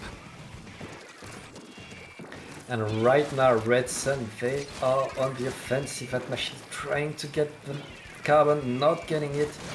Both players staying alive, keeping themselves. Red Sun, they are threatening, but they don't have the clams, and they are not really managing to... Well, now they are in, but they still need the clams, they still need the ball, and with these 2 extra clams, that's going to be it. They're going to be the opening. Getting the basket open. They do lose 2 of the members, though. 3 members. I don't think they're going to be able to get any more follow-up with that, so it's going to be 80 points there. It is just going to need another another clam to get the lead, but is not really what you want to see for your first push. Yeah, pretty slow first push, but Healthy Diet Food Groups, right now, they are shut down again. They are coming back to their plat, and I feel like the bamboo can do so much damage in a single swoop against these machines, but if the map is in the wrong spot, this machine can just destroy the bamboo almost as instantly. Yes, absolutely. Ooh, but that's going to be another 2 down for Red Sun, 3 down, and now there's just a direct opening to their basket. We saw the Junior there taking on the crab with his bubbler and coming out on top. So now with they have the power, or they have the clams to follow up and take that lead. Yes, the power of having clams as you push Healthy Diet Food Groups. Making a much better score and getting a good lead for themselves with just 2 minutes left on the clock. Yeah, it's definitely a nice start and a nice pick right there. You see some crab on crab violence, but the pick on the machine is going to be keeping Red Sun still in their plat area, and Healthy Diet Food Group is slowly gaining some more clams. They're going to be ready for another push soon enough. And healthy diet food groups right now. The map is pink, but it looks like it's healthy diet food group turn to push again.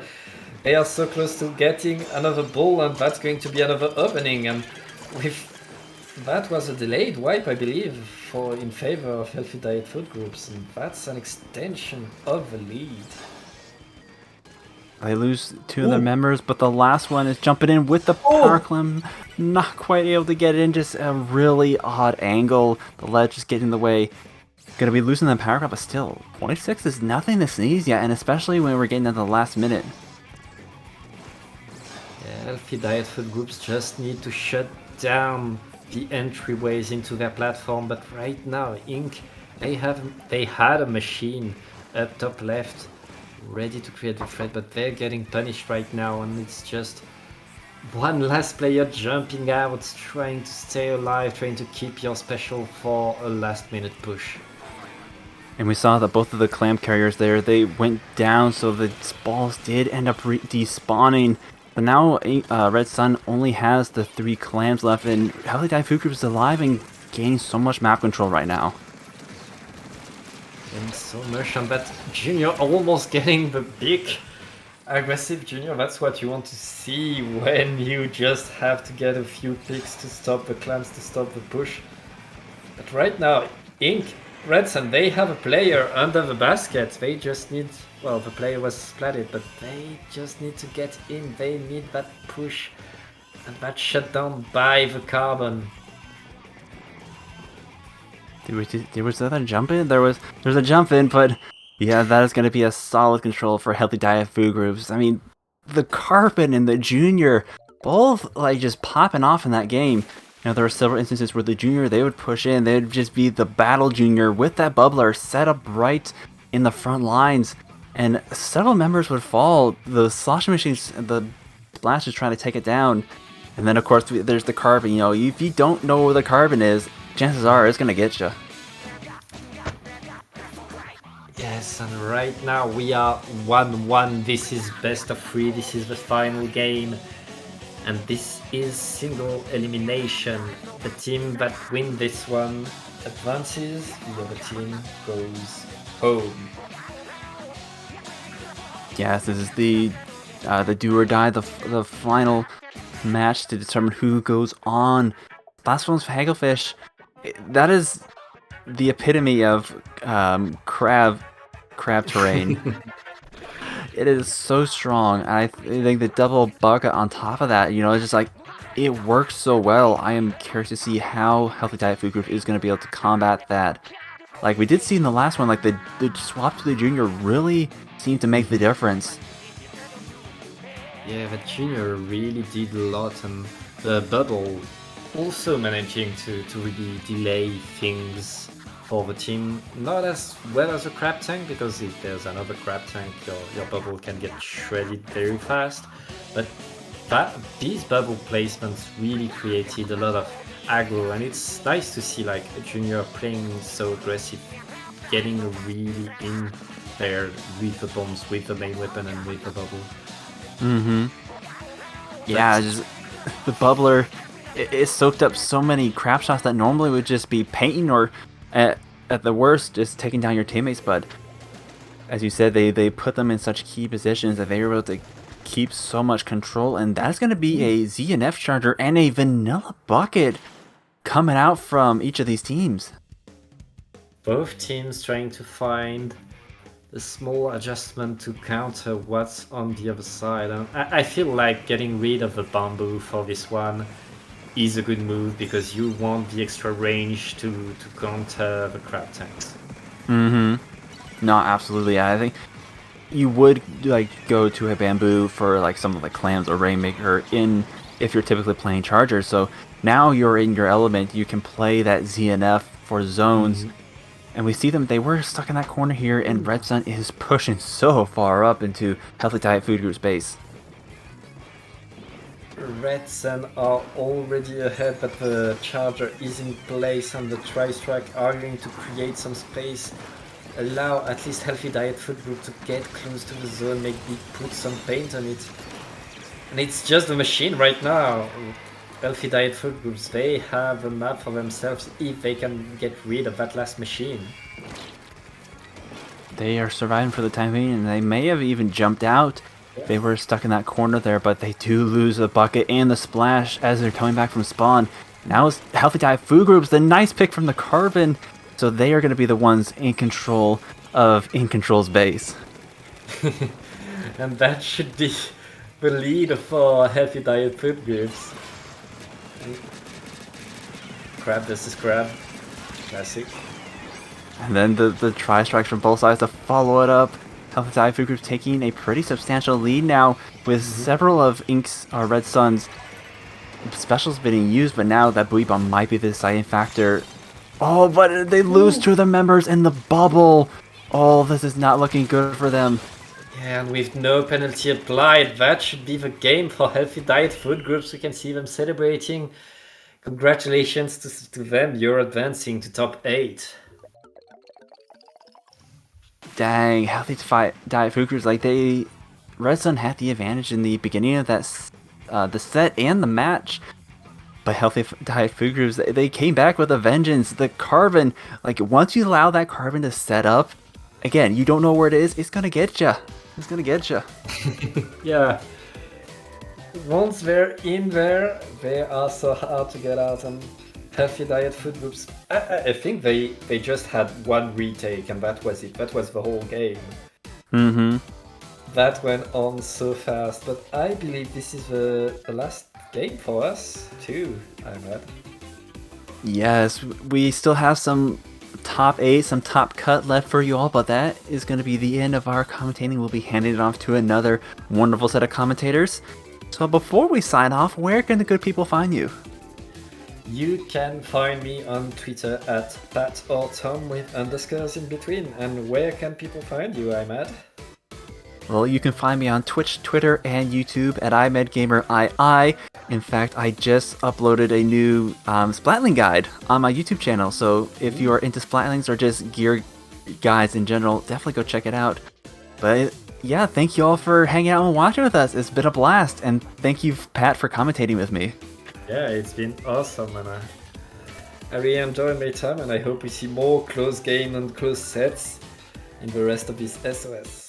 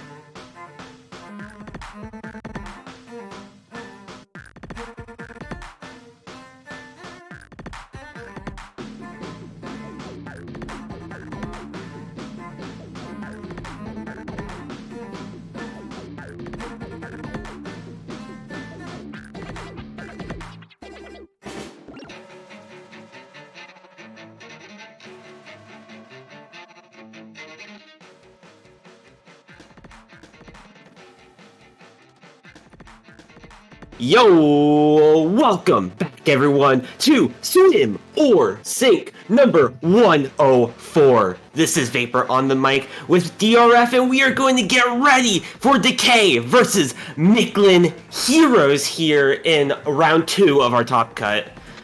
Starting here on Eeltail Alley, DRF, these are going to be some really strong teams that we have to see here. Oh, absolutely. I mean, Mictlan Heroes is just one of those staple names that have just continued to flourish in the community here. I mean, you and I were talking behind the scenes a moment ago just about One Shot. One Shot's just such a dominant player, and I think definitely strikes a little bit of fear into yours and my hearts whenever we run into them. One Shot, so much fear. E-leader player. We're going to start out here on Eeltail Alley here in a little bit, but man, there's a lot to look out for, especially on such a narrow stage. If you're Decay, you have Woomy who can play those dualies. You have Axiom as well. A little bit of off-meta comps on the side of Decay, but will that throw off Mictlan Heroes is what we need to look out for. Oh, certainly. I mean, that's a great call there with Decay. Just, knowing these players that they can play some less traditional comps is going to be something to look out for. Will they actually bring those out? We honestly don't know. I'm really hoping that they do, just to kind of throw a little bit of spice into this battle here. But Mictlan Heroes for sure, I think it might have the early advantage, especially led by One Shot on that E-leader. Yeah, definitely. Be careful of Lex, be careful of Cass. They have a lot of mobility with the weapons that they use, Lex being a shooter. I'm pretty sure Cass plays dualies. Correct me if I'm wrong about that. But hey, what else can you really expect from there? Johan on the side of Decay, you have to watch out for a little bit of range. Certainly. And just with Tower Control Eeltail Alley, it is such a fast-paced map mode. I know that the updates to Eeltail Alley, I think, maybe slow things down just a tad, like maybe fraction. Yeah. But it's still one of the fastest map mode combos out there in this game. Yeah, definitely. It'll be a little bit quick. You have to watch out because especially with the renovations on Eeltail Tower, this can snowball really quick. Oh, absolutely. I mean, it's, especially once you clear that second checkpoint, that's where you really have to be cautious, because the second checkpoint to the third checkpoint tends to just fall with ease for most teams. And then if you're able to clear that third checkpoint, we're almost assuredly going to see a knockout.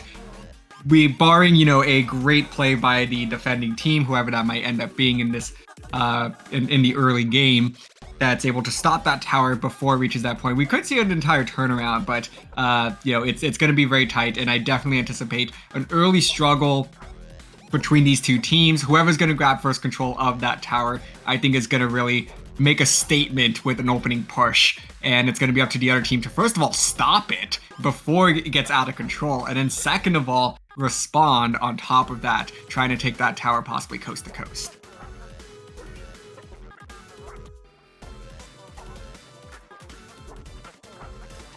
So, gonna be eagerly waiting here for these two teams to ready up.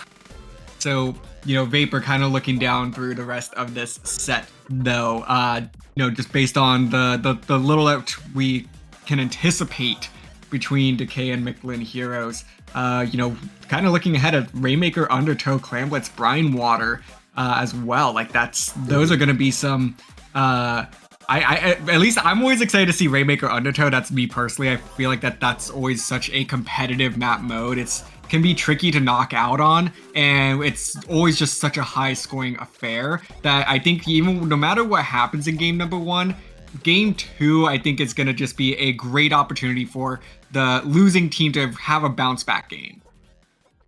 Yeah, especially game 2, it can be a really snowbally really quickly, especially especially like on tower control. We're going to get right into this, but again, watch out for the range. You don't want to overpeak a little bit too much. Rapid Blaster on the side of Lewis for Mictlan Heroes. No E leader. We see no one shot for Mictlan going up against Johan on the E leader of their own.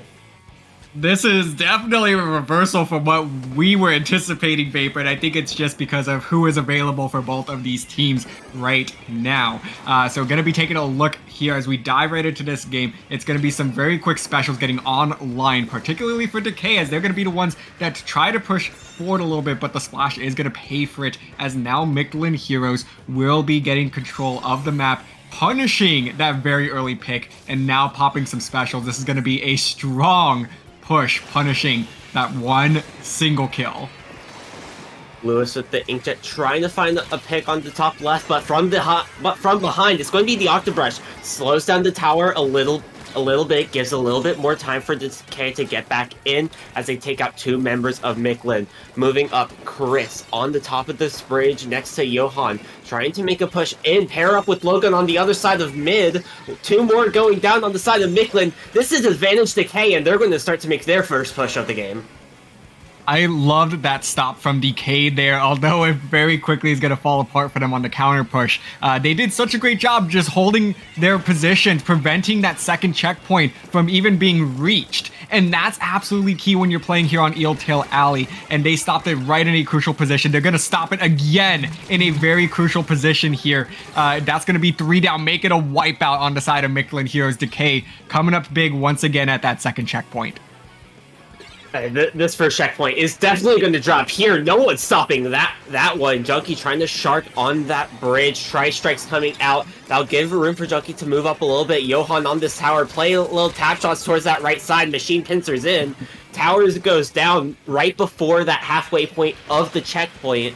But the points have been dropped very far down, and with an E leader on your side, you have a lot of space that you could really take once Mictlan makes a push of their own. But this mid control slowly going back into Mictlan's favor, but Decay still holding a huge chunk of it, finding 2 more down on Mictlan.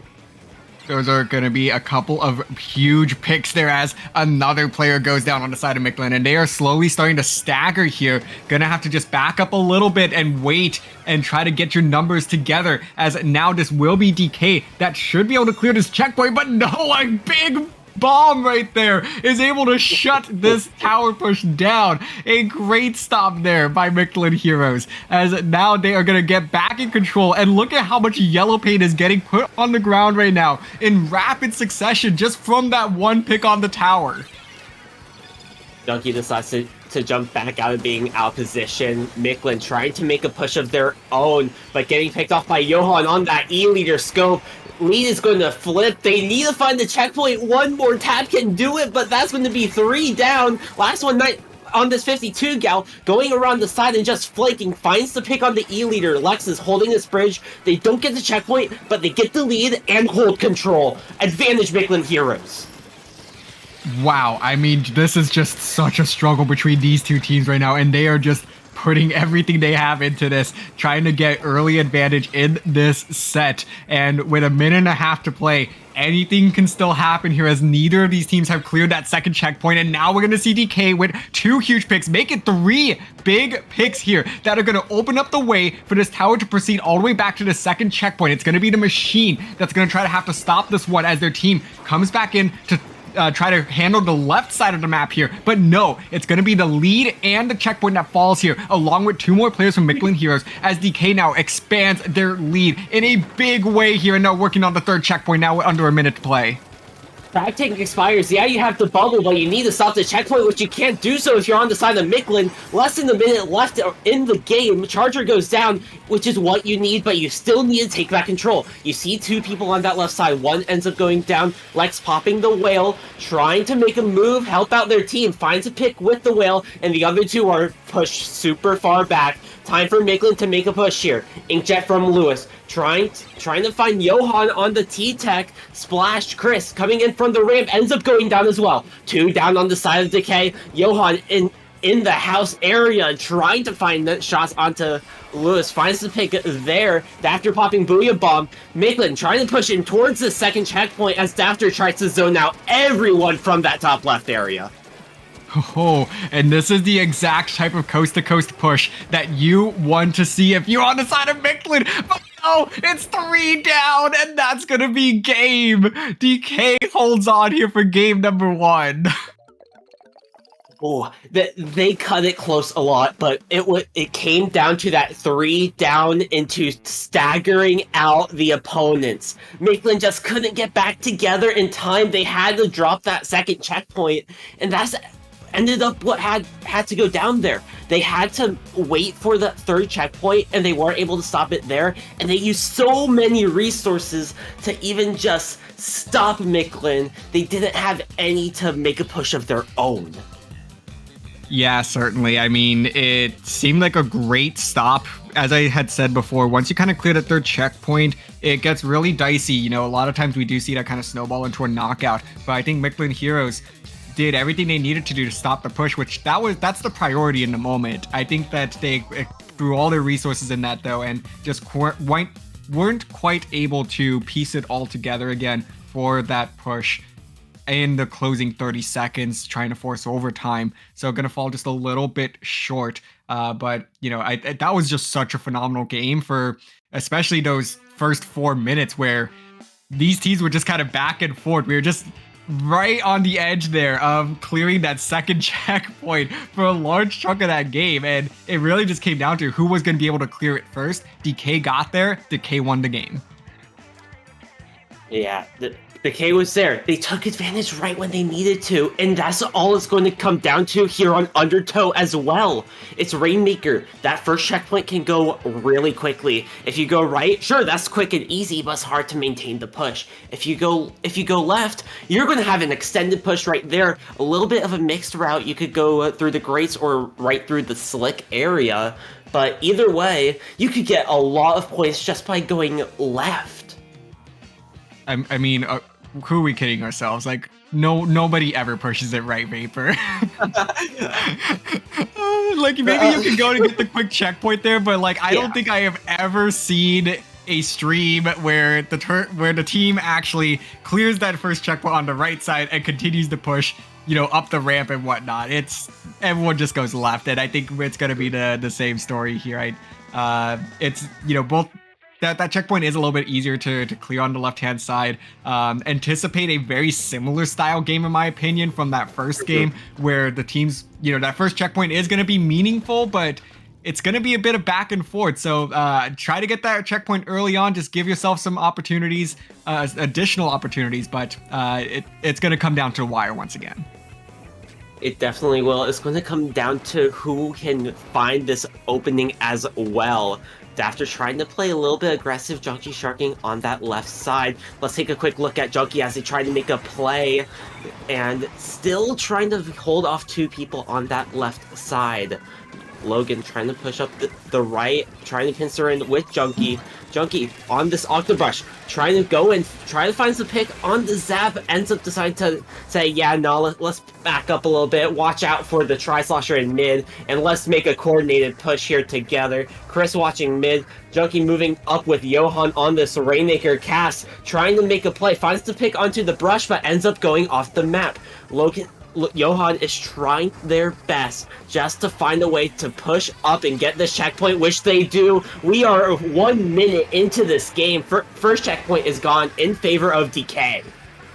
A great start there by Decay to really open things up early on. I mean, they threw everything they had at it. They got the checkpoint. That was clearly the goal for them here. And now the goal is going to be to just hold mid as best you can. Let this Rainmaker reset. Don't need to force anything. If you can hold the position, hold control of this Rainmaker reset area, then that's going to be fantastic for them. And they get a couple of picks.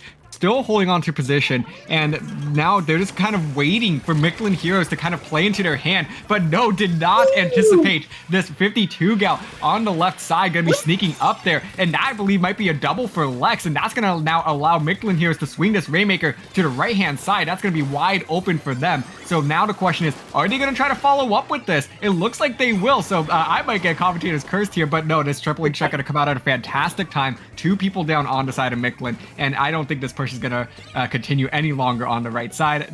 I think we're done with right side pushes for this game.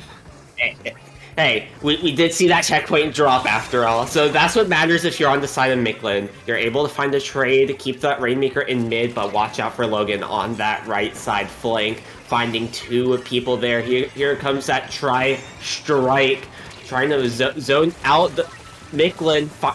Ends up going down to the machine though, pops that Booyah Bomb, tries to hold lead as much as they can, trying to survive the crowd, but it's going to be the Zipcaster that finishes them off.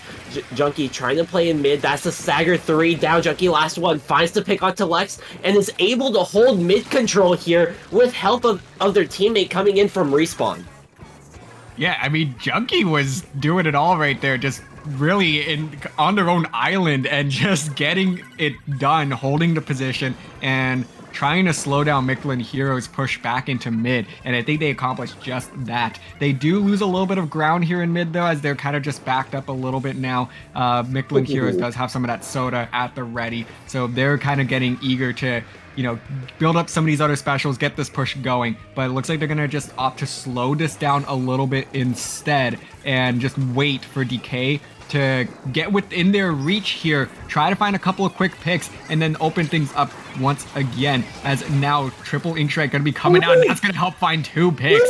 Huge for Decay, and now with 3 down, this is an opportunity for them to get some major points on the board. It's gonna be down to this Tri-Slosh and Nevo to slow things down, and they come up big with the Rainmaker pick.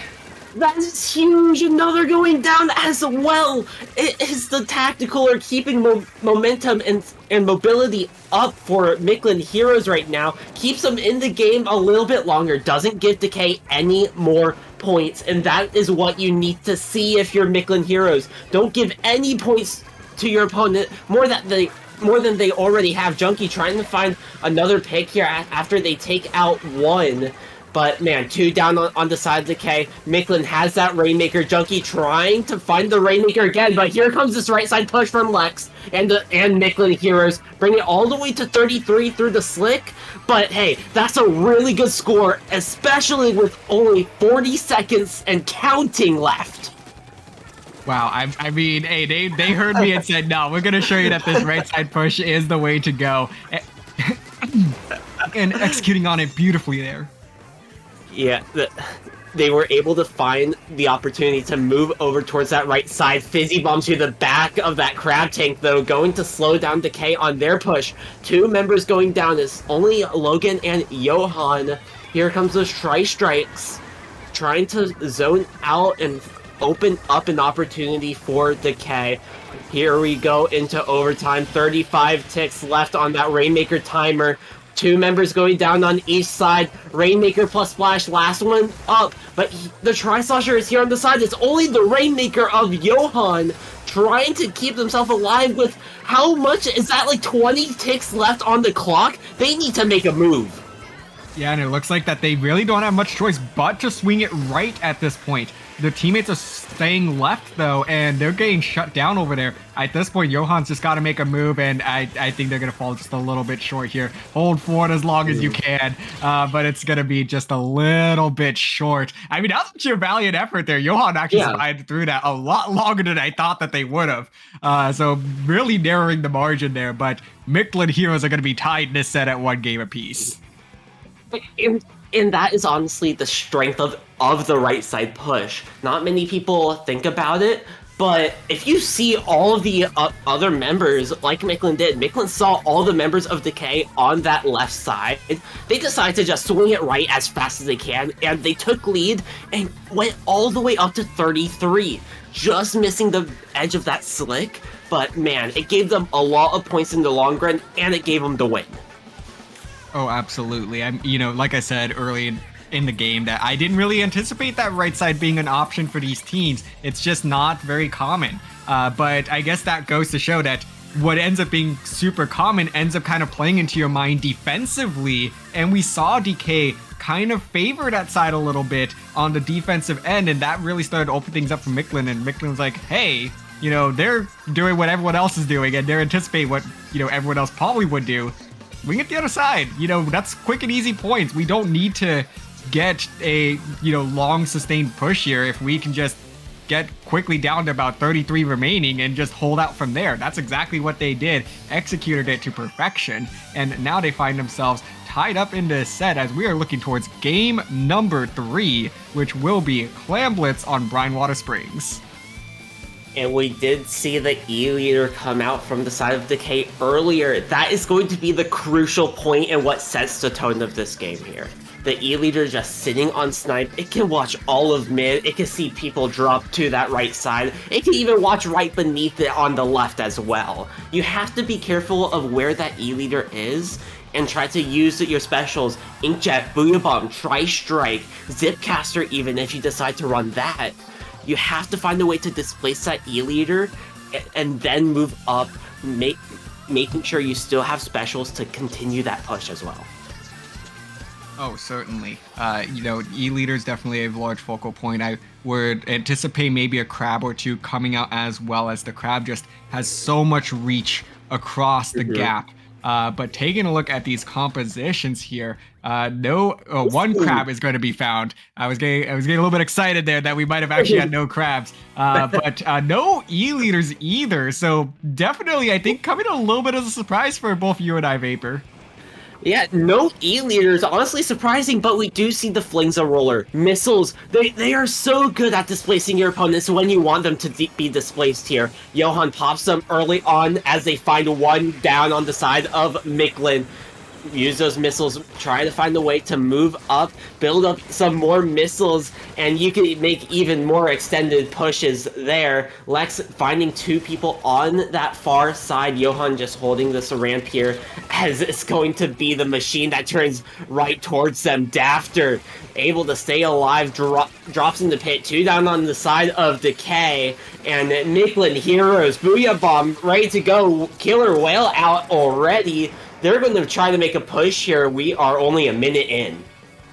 Yeah, and they're just so close to getting it. And now with that Octobrush going down, that's going to open things up for sure for Mictlan Heroes as they get their first power climb of the game. Triple Link Strike going to hold them back, though, as they are now just trying to get a little bit closer to keep this basket open, able to finally do so as the clams are piling in now. That's going to be 9 clams that go in for Mictlan Heroes as they get wiped out. So a really big push here for them, but this wipeout does make it an opportunity for Decay to get back into this game very quickly, as we already see Chris there with the crab trying to hold back the Mictlan Hero players, allowing their team to build up some clams, get that power clam hopefully ready, and then if they could answer with a push of their own in rapid succession as we see this push is live.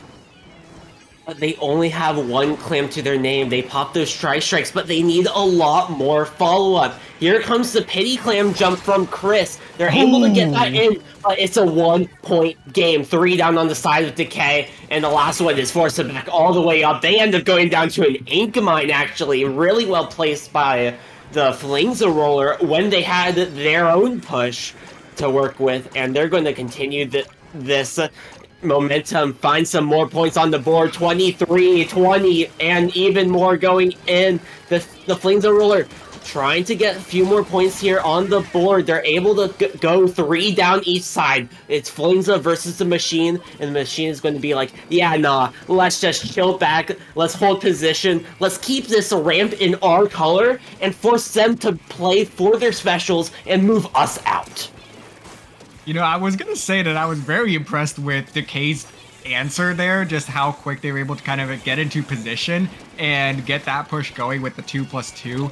And I mean, Mictlan Heroes was like, hey, we're going to do that, but even faster and even more points. So, I mean, what a response there by Mictlan Heroes, as they now hold a lot of this map control, a lot of the clam economy, and the specials that are going to try to open things up for them once again. But this triple ink strike coming in at a great time, trying to slow things down just a little bit. Decay holding on for dear life at this point. They need to get a couple of clutch picks, but they just aren't finding them right now. These missiles should certainly help, but they do lose 2 of their own members, and they just need to get Mictlan Heroes out of their base, but it's just been very difficult for them. Everything's just being a little bit short. They're getting the chip damage, but not getting the picks, and this is very much going to be game here as Mictlan Heroes answers very quickly once again to secure the knockout. I think the biggest thing about that is the usage of the missiles and when the missiles were used. Mictlan Heroes used the missiles and paired it up with another special, like a Booyah Bomb. Throw the Booyah Bomb behind the users that are missiled, and they have to back up right into it or back up into a corner. That's easy to pick off if you're on the side of Mictlan Heroes, able to get that chip damage out and win those 1v1s. Easy there, where Decay, they just pop missiles just to keep pressure, and they only focused one person that was straight off from everyone else. Mictlan was able to take advantage of that and find the 2 people that were targeting the one person, and just like that, Mictlan was on top that whole game. Yeah, I mean, they were just in the driver's seat the entire time. I mean, Decay I think they had a great response in the early moments there after Mictlan Heroes' first push to come out and really tie the game, essentially. I mean, it was a 1-point game.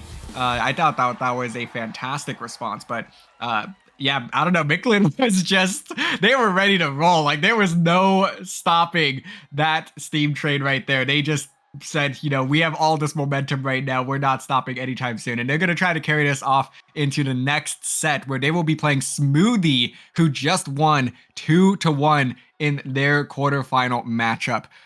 So now, though, we are going to get geared up for this next matchup, which will be Chum Bucket versus Trece. Ooh, I'm going to have to see the rosters of this. I haven't really heard of either of these teams too much, but a few players to really know on the side of Trece. We have Pelu, Storm, Kira, Prophet, and Nico. All really strong players on that roster. They're going up against Orion, Terra, Sleepy, Rui, Waka, Ellis. Who else do you really want a better matchup out of? We have very strong players here in our top 4. Oh, absolutely. I mean, on that other side of the bracket as well, I mean, we just saw Mictlan here. They're going to be going up against everybody's favorite SOS team, Smoothie, who just continues to be a constant in these weekly tournaments. The question is always going to be like, hey, is Smoothie going to come out on top again? Who's going to challenge them? So I'm really excited to see how this top 4 shakes out, because these are all very, very strong teams that we are going to be seeing wrap up this top 4.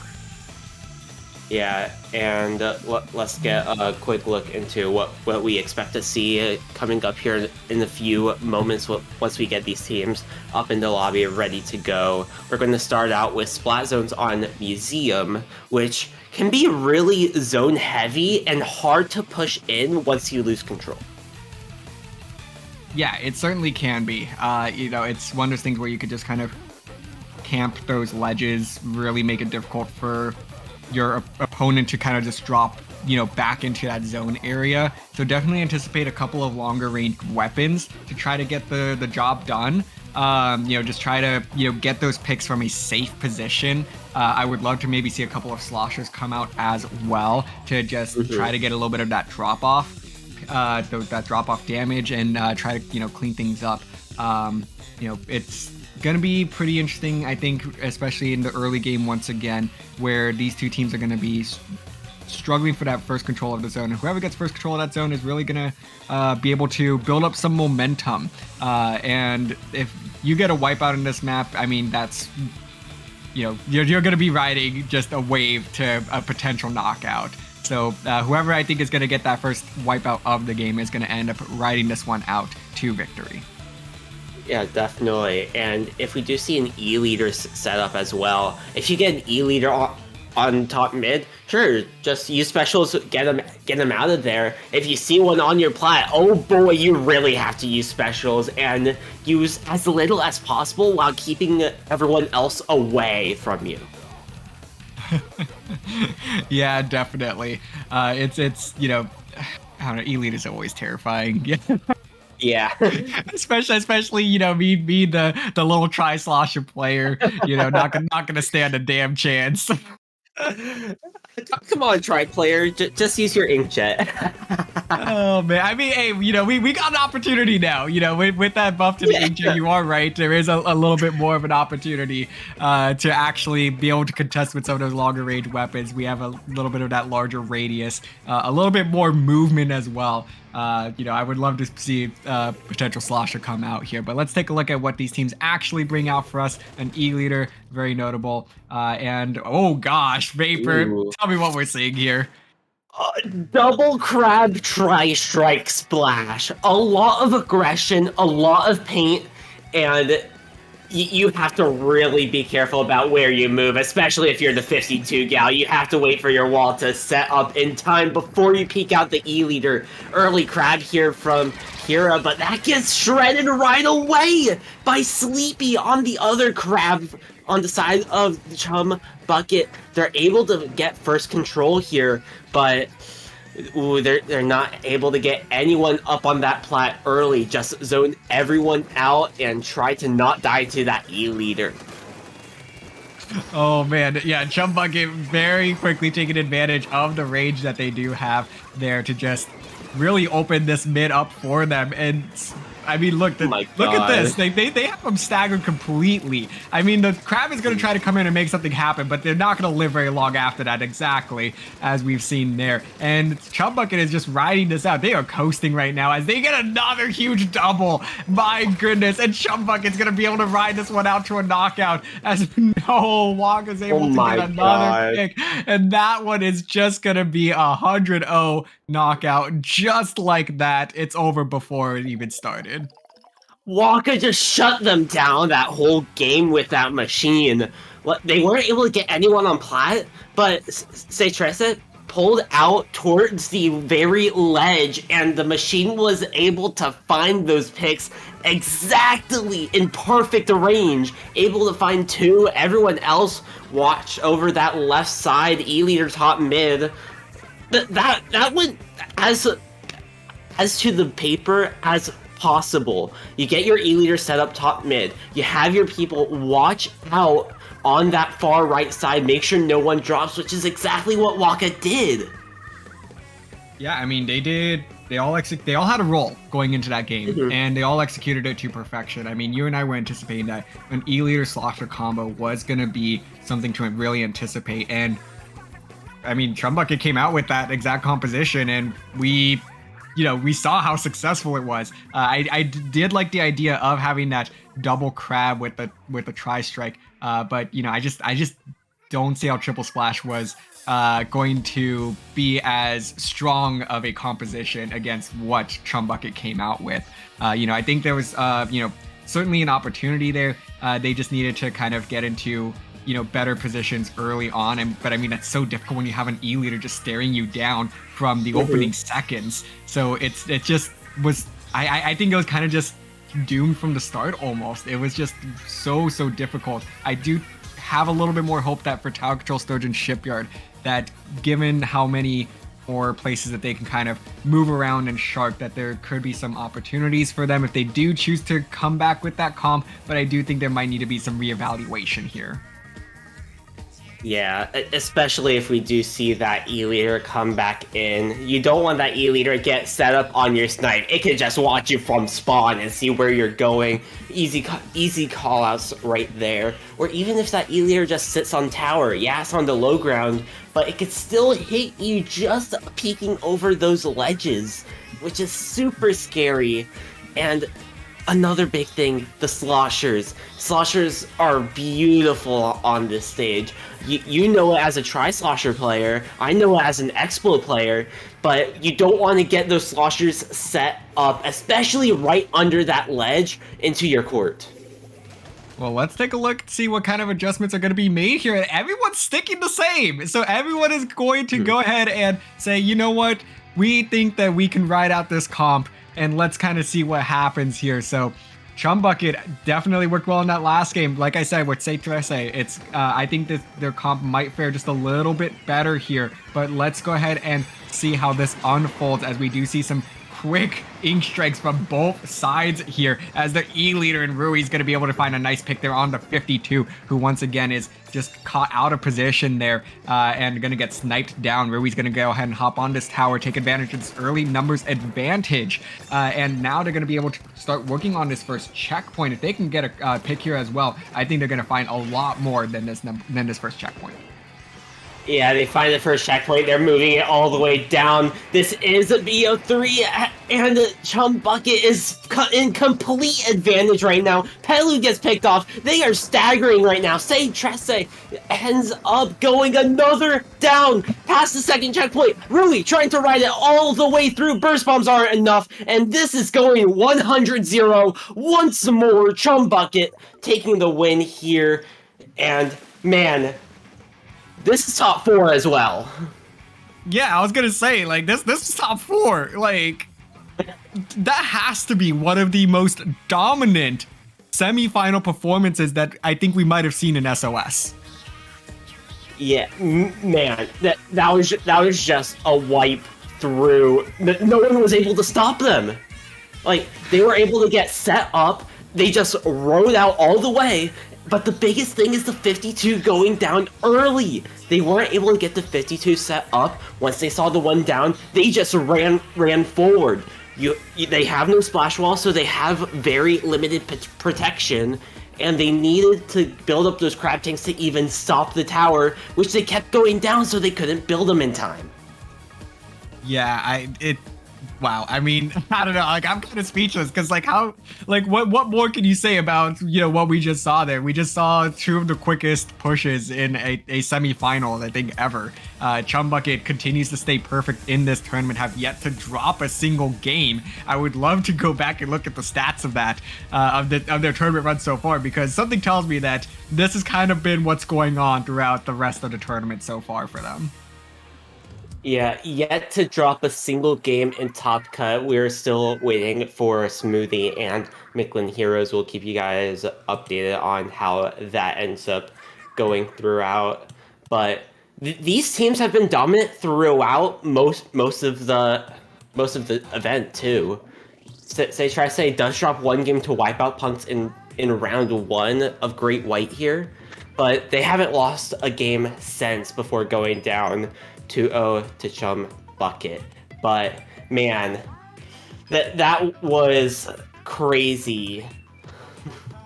Yeah, I don't think trece like knew what even hit them there. Because they, like you said, they dropped one game in this whole tournament, and they're going into semifinals. They'll probably feel like great. They beat Bet to Destroy X 2-0. That's a solid team right there. You've got to be feeling good about yourself, and then you run into the great wall that is Chum Bucket.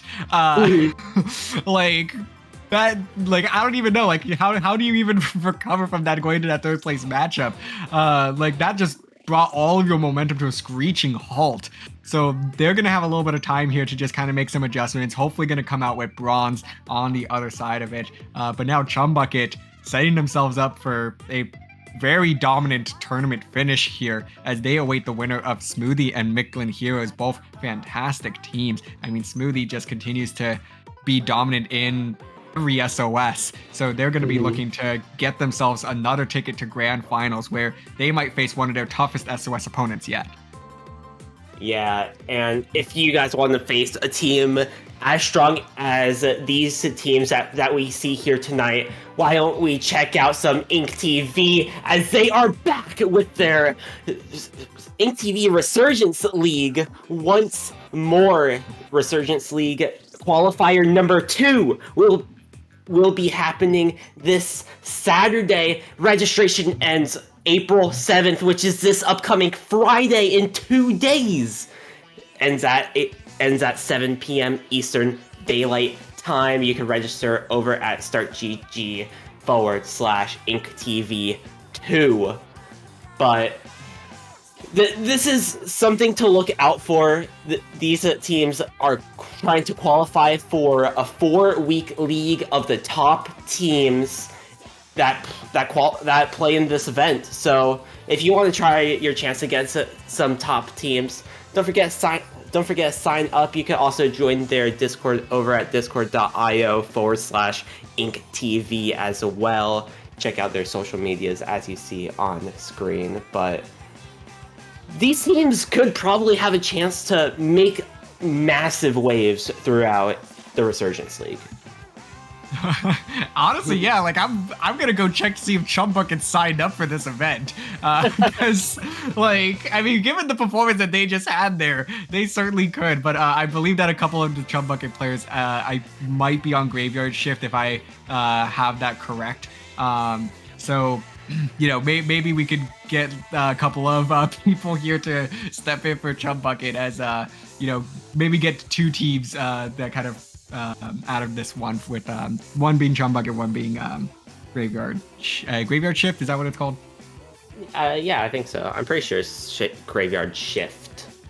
But to give you guys a score update, Mictlan Heroes do take the first game over Smoothie on the other side of semifinals. But these grand finals are going to be insane to come up with. Let's take a quick break as we wait for these few teams to catch up. We'll be back with grand finals here in a few moments.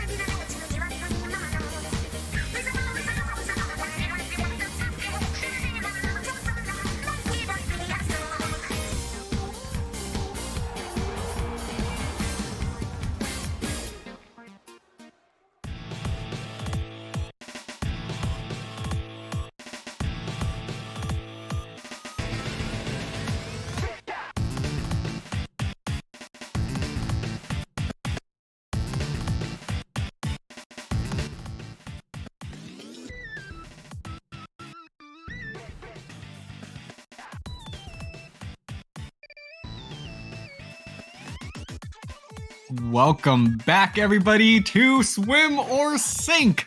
We are here with Grand Finals. I am DRF once again, joined by Vapor, and we will be watching as Chum Bucket takes on Mictlan Heroes to win this tournament. And Vapor, I mean, both of these teams have had very different journeys so far in this bracket to get where they are now. Yeah, definitely. Chum Bucket hasn't dropped a single game yet throughout the event, if I have my knowledge correct about that. But Mictlan Heroes, they've dropped at least one every single set leading up to this point. Let's see if Mictlan drops one this time before coming back, like they have throughout this entire night.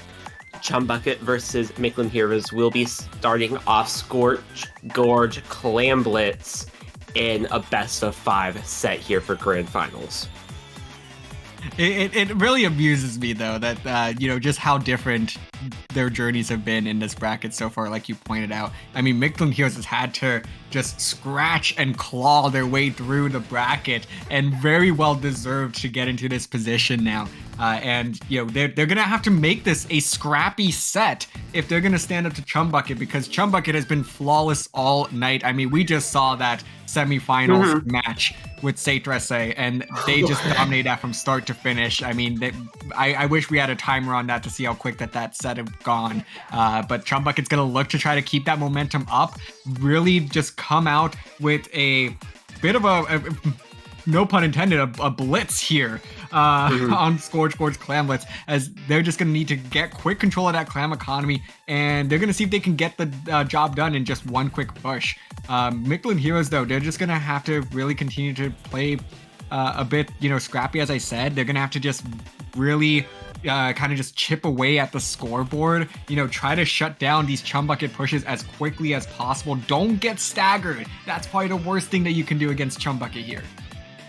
Yeah, definitely, and we saw that in the last set too with Chum Bucket on the stream. They were able to get one, able to get another, and just flowed everything downhill from there into Chum Bucket's favor. Able to get not one, but two quick knockouts.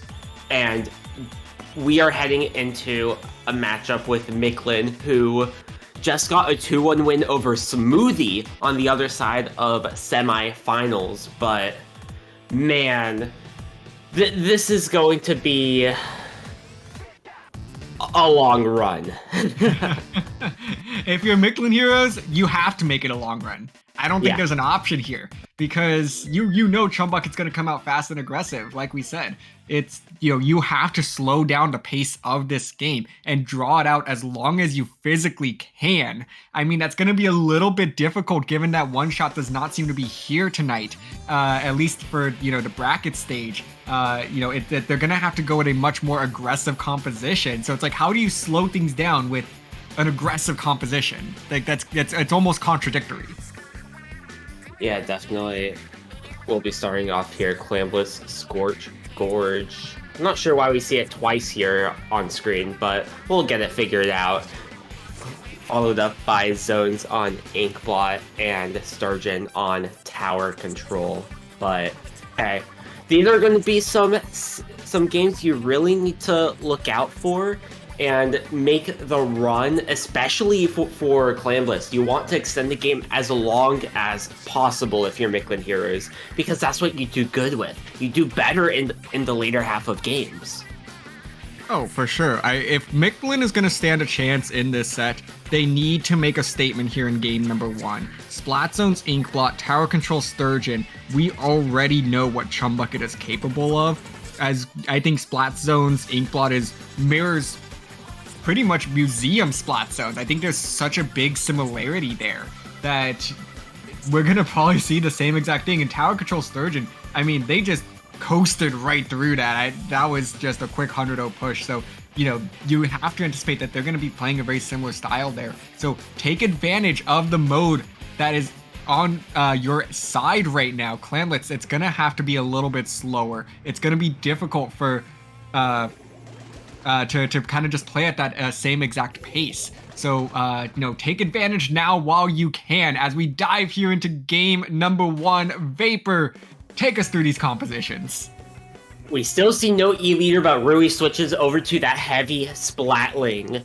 They don't have as much range as they would, but they have the mobility, which is much needed in a Clam Blitz. Weightbreaker ready to go, throws it on that little box, and it can hit everywhere that you want. It clears out all of mid, it clears out to the ramps. What else do you want from a better rain or Wavebreaker spot? Lex trying to shark on that wall. Waka. Just around the corner as well. Lex going to pop out here on top mid, trying to find one, but ends up going down, finding none! Heavy Splatling, holding top mid, Crab Tank moving up with Waka here on this left side, Greats area. Rui jumps off, but hey, that's going to be one down on the side of Chum Bucket, and if you're Mictlan, you're holding strong, and this is what you want to see. Oh, exactly. I think that Mictlan Heroes did exactly what they needed to do in that defensive hold there. We do still see Chum Bucket with the crucial positioning here. Everything kind of still in their favor, as now this triple ink strike is going to try to open things up. But it looks like Mictlan Heroes utilizing their subs very well here to just try to hold off Chum Bucket, keep them at a bit of an arm's length, as this push is going to come very slow from them, and this might just be a 1+1 situation for them, as they do lose 2 of their own. Mictlan Heroes with a fantastic defensive stop here, as they're going to get the delayed wipe, and they're ready to go for the push of their own. Mictlan Heroes able to get the first power clam in, and they have quite a few to pile in on top of that. They're going to be going all the way down to 47 remaining, but no more clams on the field in a great position for them. This push is over, but they are making a statement of their own here, and they're gonna go ahead and try to just hold this position as best as they possibly can right now. Ultimately gonna have to back up here at the Splatling, trying to get a little bit of a flank there. They're gonna shut that one down. That's a big pick from Mictlan as they continue to hold strong.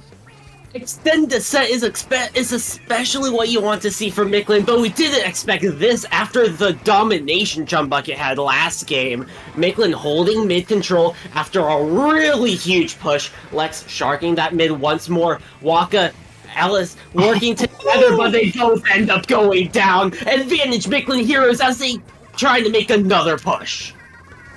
Wow, a huge double there out of Mictlan Heroes, but the crab is going to come out for Chum Bucket right in time, as Sleepy's going to be able to help pick 2 off there, and that's going to be huge for Chum Bucket, as they're going to now find their way back in the mid and getting some control, building up that clam economy a little bit, which is slightly in favor of Mictlan Heroes at this stage. Going to have to pass things down around just a little bit, try to build up that power clam. They do get that, holding, being held by the splash in this current moment, but with the slosher going down now, actually, this is going to be an opportunity now for Mictlan to push back, and we just have a tug of war in mid now, as these two teams are trading pick for pick and trading that control of the center podium here.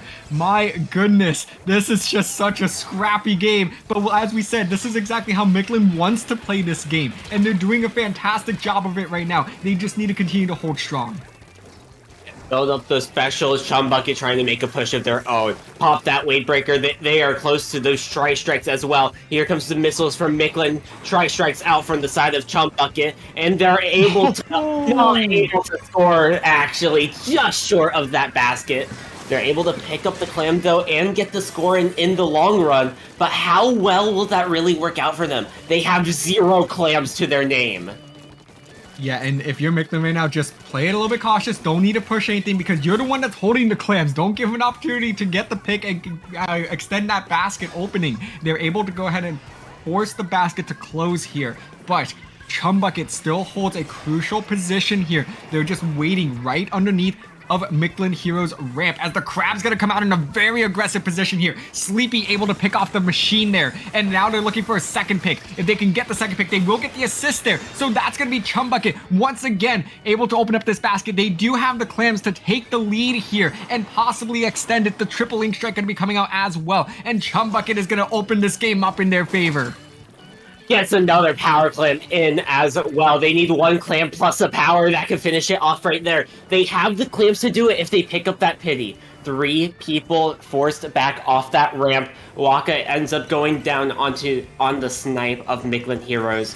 but that push is going to end. 27 points of penalty, but they hold a lot of mid. We are going to head into overtime, 5 seconds left in regulation, but this is something Mictlan wants to work with. They have those missiles ready. They pop the missiles, they pop the whale. They have the bubble ready with Cass, but they need to make a push. 10 seconds left of overtime. One goes down on Mictlan, but one goes down on Chum Bucket. That's 3 down on Mictlan, actually. Cass last one alive, but they have to score. Running across the grace, but they get picked off. That's going to be game in favor of Chum Bucket with the last minute push. Wow, what a game one from these two teams. It was a literal tug of war there for a large chunk of this. And I mean, we saw Chum Bucket, they tried to play fast and aggressive to get things started, but Mictlan managed to force them to slow it down, play to their pace, and they managed to take full advantage of that by getting an early push of their own, pushing the scoreboard all the way down to 47 remaining. And for a while, it seemed like that might have actually been able to sustain itself, possibly be a game-winning push early on. But again, Chum Bucket just so good at finding opportunities, finding quick picks, and just playing so aggressive. I mean, that crab by Sleepy in the last minute there, all the way up underneath the basket, able to get the 1 pick plus the assist. And that really just opened things up for Chum Bucket to come in, pile the clams in, and get that lead. And I think there was just not enough time for Mictlan Heroes to come back into that game. I still think that Mictlan has some opportunities here, but I think game one is really where they needed to make that statement. It's going to just get harder from here, but they're certainly not out of it, because that first game was probably the hardest anyone has pushed back against Chum Bucket so far in this tournament. Yeah, Chum Bucket, they weren't able to get that complete wipeout, but they were able to get a staggering out of Mictlan Heroes, which opened up their push. Really good job by Mictlan Heroes, able to get back in, minimize as many flames as Chum Bucket can get in. But man, we're also going to see this in Game 5 if we get there. And that would be really exciting to watch, because that could go either way. Oh man, yeah. I mean, if you're Mictlan, you just need to get to Game 5, I think, because in a sort of bizarre turn of events, there is a duplicate here within Game 1 to Game 5. So just continue to scratch and claw your way through this set. Try to just extend it as long as possible. Take it game by game as we dive here into game number 2. Vapor taking a look at these compositions. We are seeing that E-leader that we were anticipating.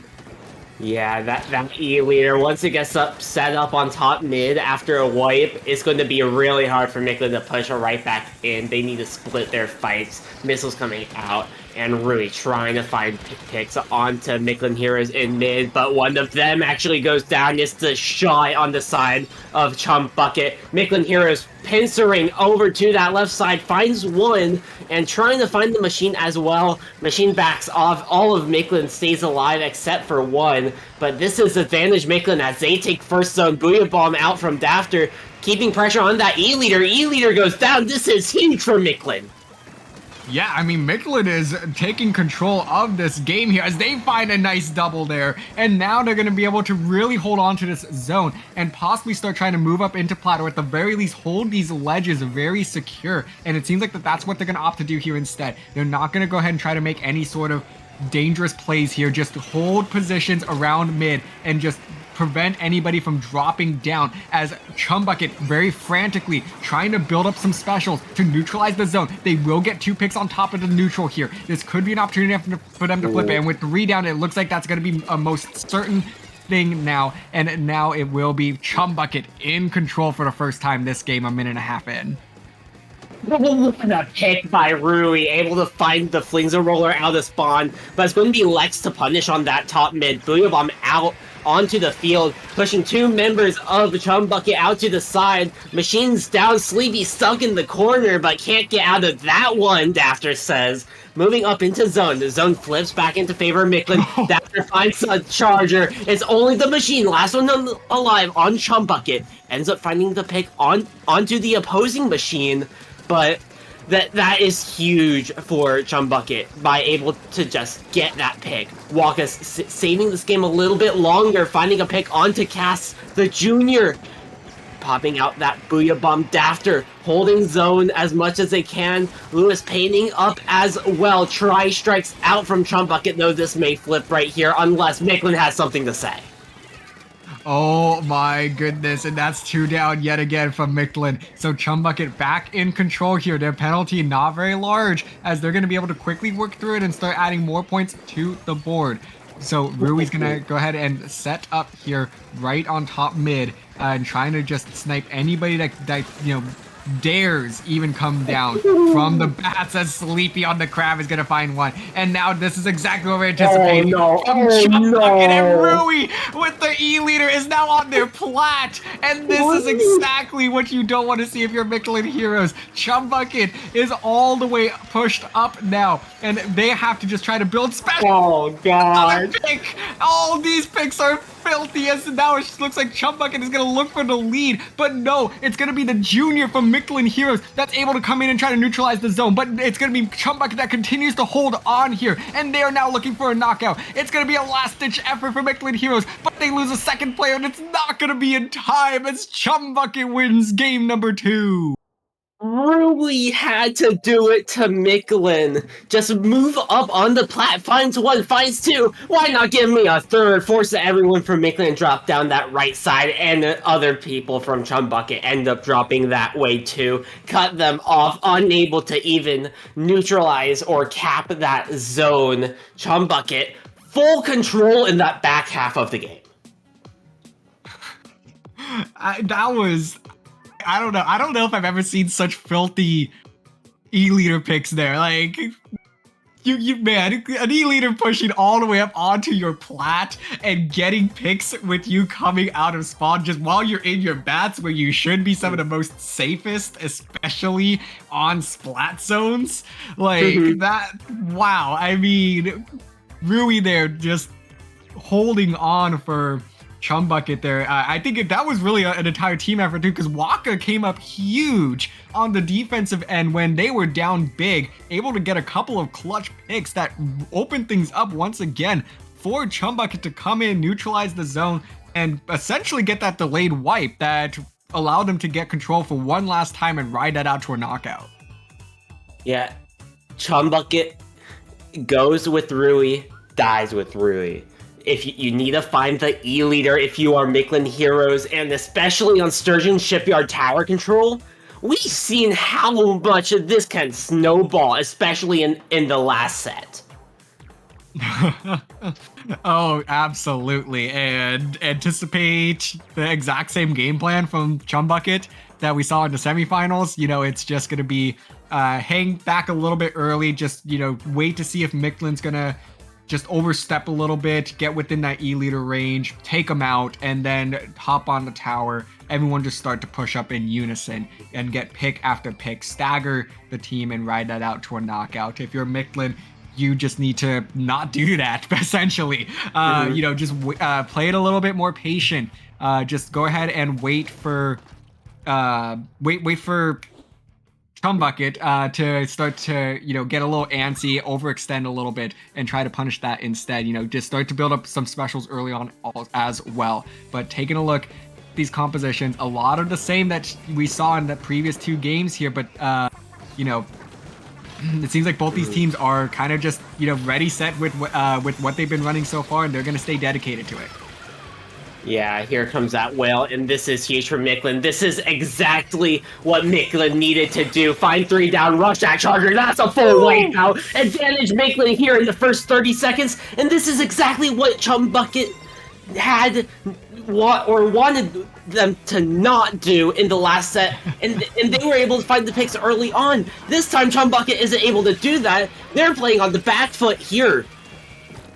Oh man, yeah, this was Chum Bucket's plan, if you ask me, but no, Mictlan Heroes is the one that is riding this tower out right now, as we see Lex try to make a move on this crab, able to pick one off, and that's actually going to be a fantastic trade for them, as Sleepy is trying to find another pick here, but no, that's going to be 3 down on the side of Mictlan. The triple Ink Strike going to come out, though, from Dafter, as Dafter's going to try to hold on to this tower, not going to be able to, as that is going to be a delayed wipe, it seems. You know, a couple jumps came in there. Now this push is officially done, but 24 remaining is a phenomenal start for Mictlan Heroes, and we've seen a couple of phenomenal starts from them so far. Chum Bucket, though, has been able to find a response each and every single time, and this is going to be their opportunity to make one more statement to close out this tournament. Waka moving around this left side, able to find an assist on one, being the Flings. First checkpoint drops in favor of Chum Bucket, but Waka ends up losing that Slosher 1v1. 2 down on the side of Chum Bucket as they move into the second checkpoint. That's going to be a wipeout as well. Waka out of spawn. Mictlan Heroes hold on to their lead a little bit longer, but they do lose that first checkpoint. It's perfectly fine if you're Mictlan. You just don't want them to get any further. Waka trying to shark on top of that snipe, play around that right side as Rui plays around this left, try to keep the cast off tower, which they find one, and this is going to be advantage Mictlan as Rui gets whaled. Oh man, yeah, no, Rui is just continuing to get some filthy picks here, able to shut down that Fling before they can jump out. Oh, and welcome to the Rui show, everybody, as they continue to be on a tear here, trying to get Chum Bucket back into this game yet again. But they're gonna have to go ahead and get the neutral first, as Dafter, no, Dafter! Oh no, we see a DC on the field. We're past the halfway point, and I'm pretty sure this is not in replay caliber. Cass able to find one to keep Mictlan in this game.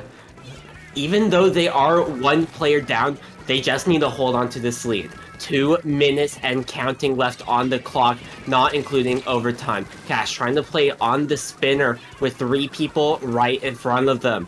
Watching that tower is going to be Waka and Rui. Cast up by those grades, but they need to find a way to get there. Bubble out from Cass. Lex from behind, though, finding 3, and that's going to be a full wipe in favor of Mictlan Heroes. Less than 90 seconds left of regulation. Mictlan Heroes builds up control in mid. They have 2 of their specials ready. Watch that top left and watch the bottom side of your screen. Dafter trying to play around, strikes ready to go. 2 members down on the side of Chum Bucket already. Oh my goodness, this is gonna have to be one of the biggest holds that Mictlan Heroes has ever pulled off. It's not gonna be easy. I know this is, you know, we might say this is just a weekly, but this just has such an intensity to this set right now. And if Mictlan can pull this off, they are gonna have just insane momentum behind them. As with 45 seconds to go, Chum Bucket once again gonna hop on this tower, able to pick off the junior. And if they can get a second pick here, I think they can most definitely get the lead. And Mictlan Heroes needs to find a stop here, but no, it's going to be the 52 that goes down yet again, and they're running out of time. This is going to be a Chum Bucket lead here as the triple Ink Strike comes out, but no, it comes in right in time, right on the tower, able to pick 2 off, but able to stop the tower in time despite the triple, and no! Oh my god. On Mictlan, Chum Bucket is going to be able to ride this one out. Oh, what an effort though by Mictlan Heroes. Oh my god. Those strikes were perfect. The last one found 2 people of Chum Bucket, but they were able to barely sneak that checkpoint. And before a bomb ended up finding the pick there, losing the 1v1 to the splash as well. But man, Mictlan was right there. They were. If this was a 4v4, I think we see a game 4. I genuinely do. It's just a very slightly heartbreaking. Because you're up against the odds in a 3v4 situation. I mean, that completely blind, no look, triple Ink Strike to get the big double, trying to set things up. to come back there and get the tower stop. It was, I don't know how they placed that so perfectly, but that almost just willed the whole team back into it with a huge defensive stop. But again, it's so hard when you had a permanent numbers disadvantage. That's, even though the odds are stacked against you, I think this does come across as a bit of a heartbreaker. Oh, hold up here, DRF. We're getting a call here and telling us we're going to have a gentleman's replay. Oh. So. Assuming this goes through, this is going to be exciting to watch because Mictlan had the lead throughout that whole entire game down to those closing moments. Certainly. I mean, that was one of the most phenomenal 3-person team efforts that I have seen, and they almost pulled it off. So if what our sources are, telling us is accurate here, this gentleman's agreement, I mean, we're back live, this is, we're going to run it back, and I got to give a lot of credit to Chum Bucket here. They were not satisfied winning a tournament on a DC, and, I don't think anybody would be. So they're going to say, we're going to go ahead and try to close this one out the right way, and we want to be able to beat you at your best, and I got to commend Chum Bucket for that.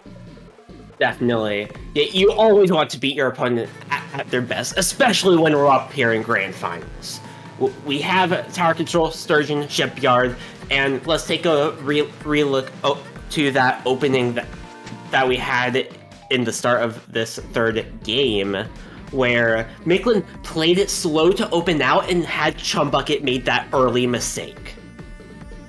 Oh, certainly. I mean, Chum Bucket, they were trying to play kind of the similar game that they were hoping for. Come out fast and aggressive, get a couple of picks early on, stagger it, and ride that out to a knockout. But Mictlan here was able to punish them very quickly, got the wipeout within the first about 30 seconds there, and found themselves at 23 points remaining within the first minute of this game. And again, it almost held. It almost held. But, obviously we know exactly what happened from there to DC and so on and so forth. So we're going to go ahead and run this one back, folks. Let's take a look at what these teams are bringing out for us. I would presume they're going to stick with the same comps, which is what it looks like we're going to be seeing here. So let's pretend like that last match never happened, I guess. Yeah. Last match. Let's write it off the books. Let's rewrite this time around. Rui back on that charger and Mictlan Heroes with that slow opening once more. Let Chum Bucket make the mistake, and they are slowly pushing up this time and finds a pick onto Dafter with that crab. Ends up going 1 down on each side. Lewis goes down. That's 3 down on the side of Mictlan, and it's only Cass on the Junior. This is a brand new opening. Oh, a very different opening here. Complete 180, if you ask me. Cass very smart there with their life, just trying to preserve it as best as they can. Gonna go ahead and pop that bubble on the grates there. I think fantastic use, in my opinion, to be able to just safely chuck bombs at the tower. But Rui continues to ride this tower all the way past the 50-point mark as these triple ink tricks are gonna come in, and that's gonna be 2 down. I don't know how Rui was able to get all those picks there. Rui flicks a 1, finds another with the mine, multiple going down on the side of Mictlan Heroes. Lewis and Cass stuck in the corner, and it's going to be Lex finding the pick on the tower, but not before that second checkpoint drops. This is huge for Chum Bucket, as Lex ends up going down, finds it out in the trade, missiles out from Lewis, but they need to make a way to push with the missiles and not just use them to scatter Chum Bucket. Yeah, certainly.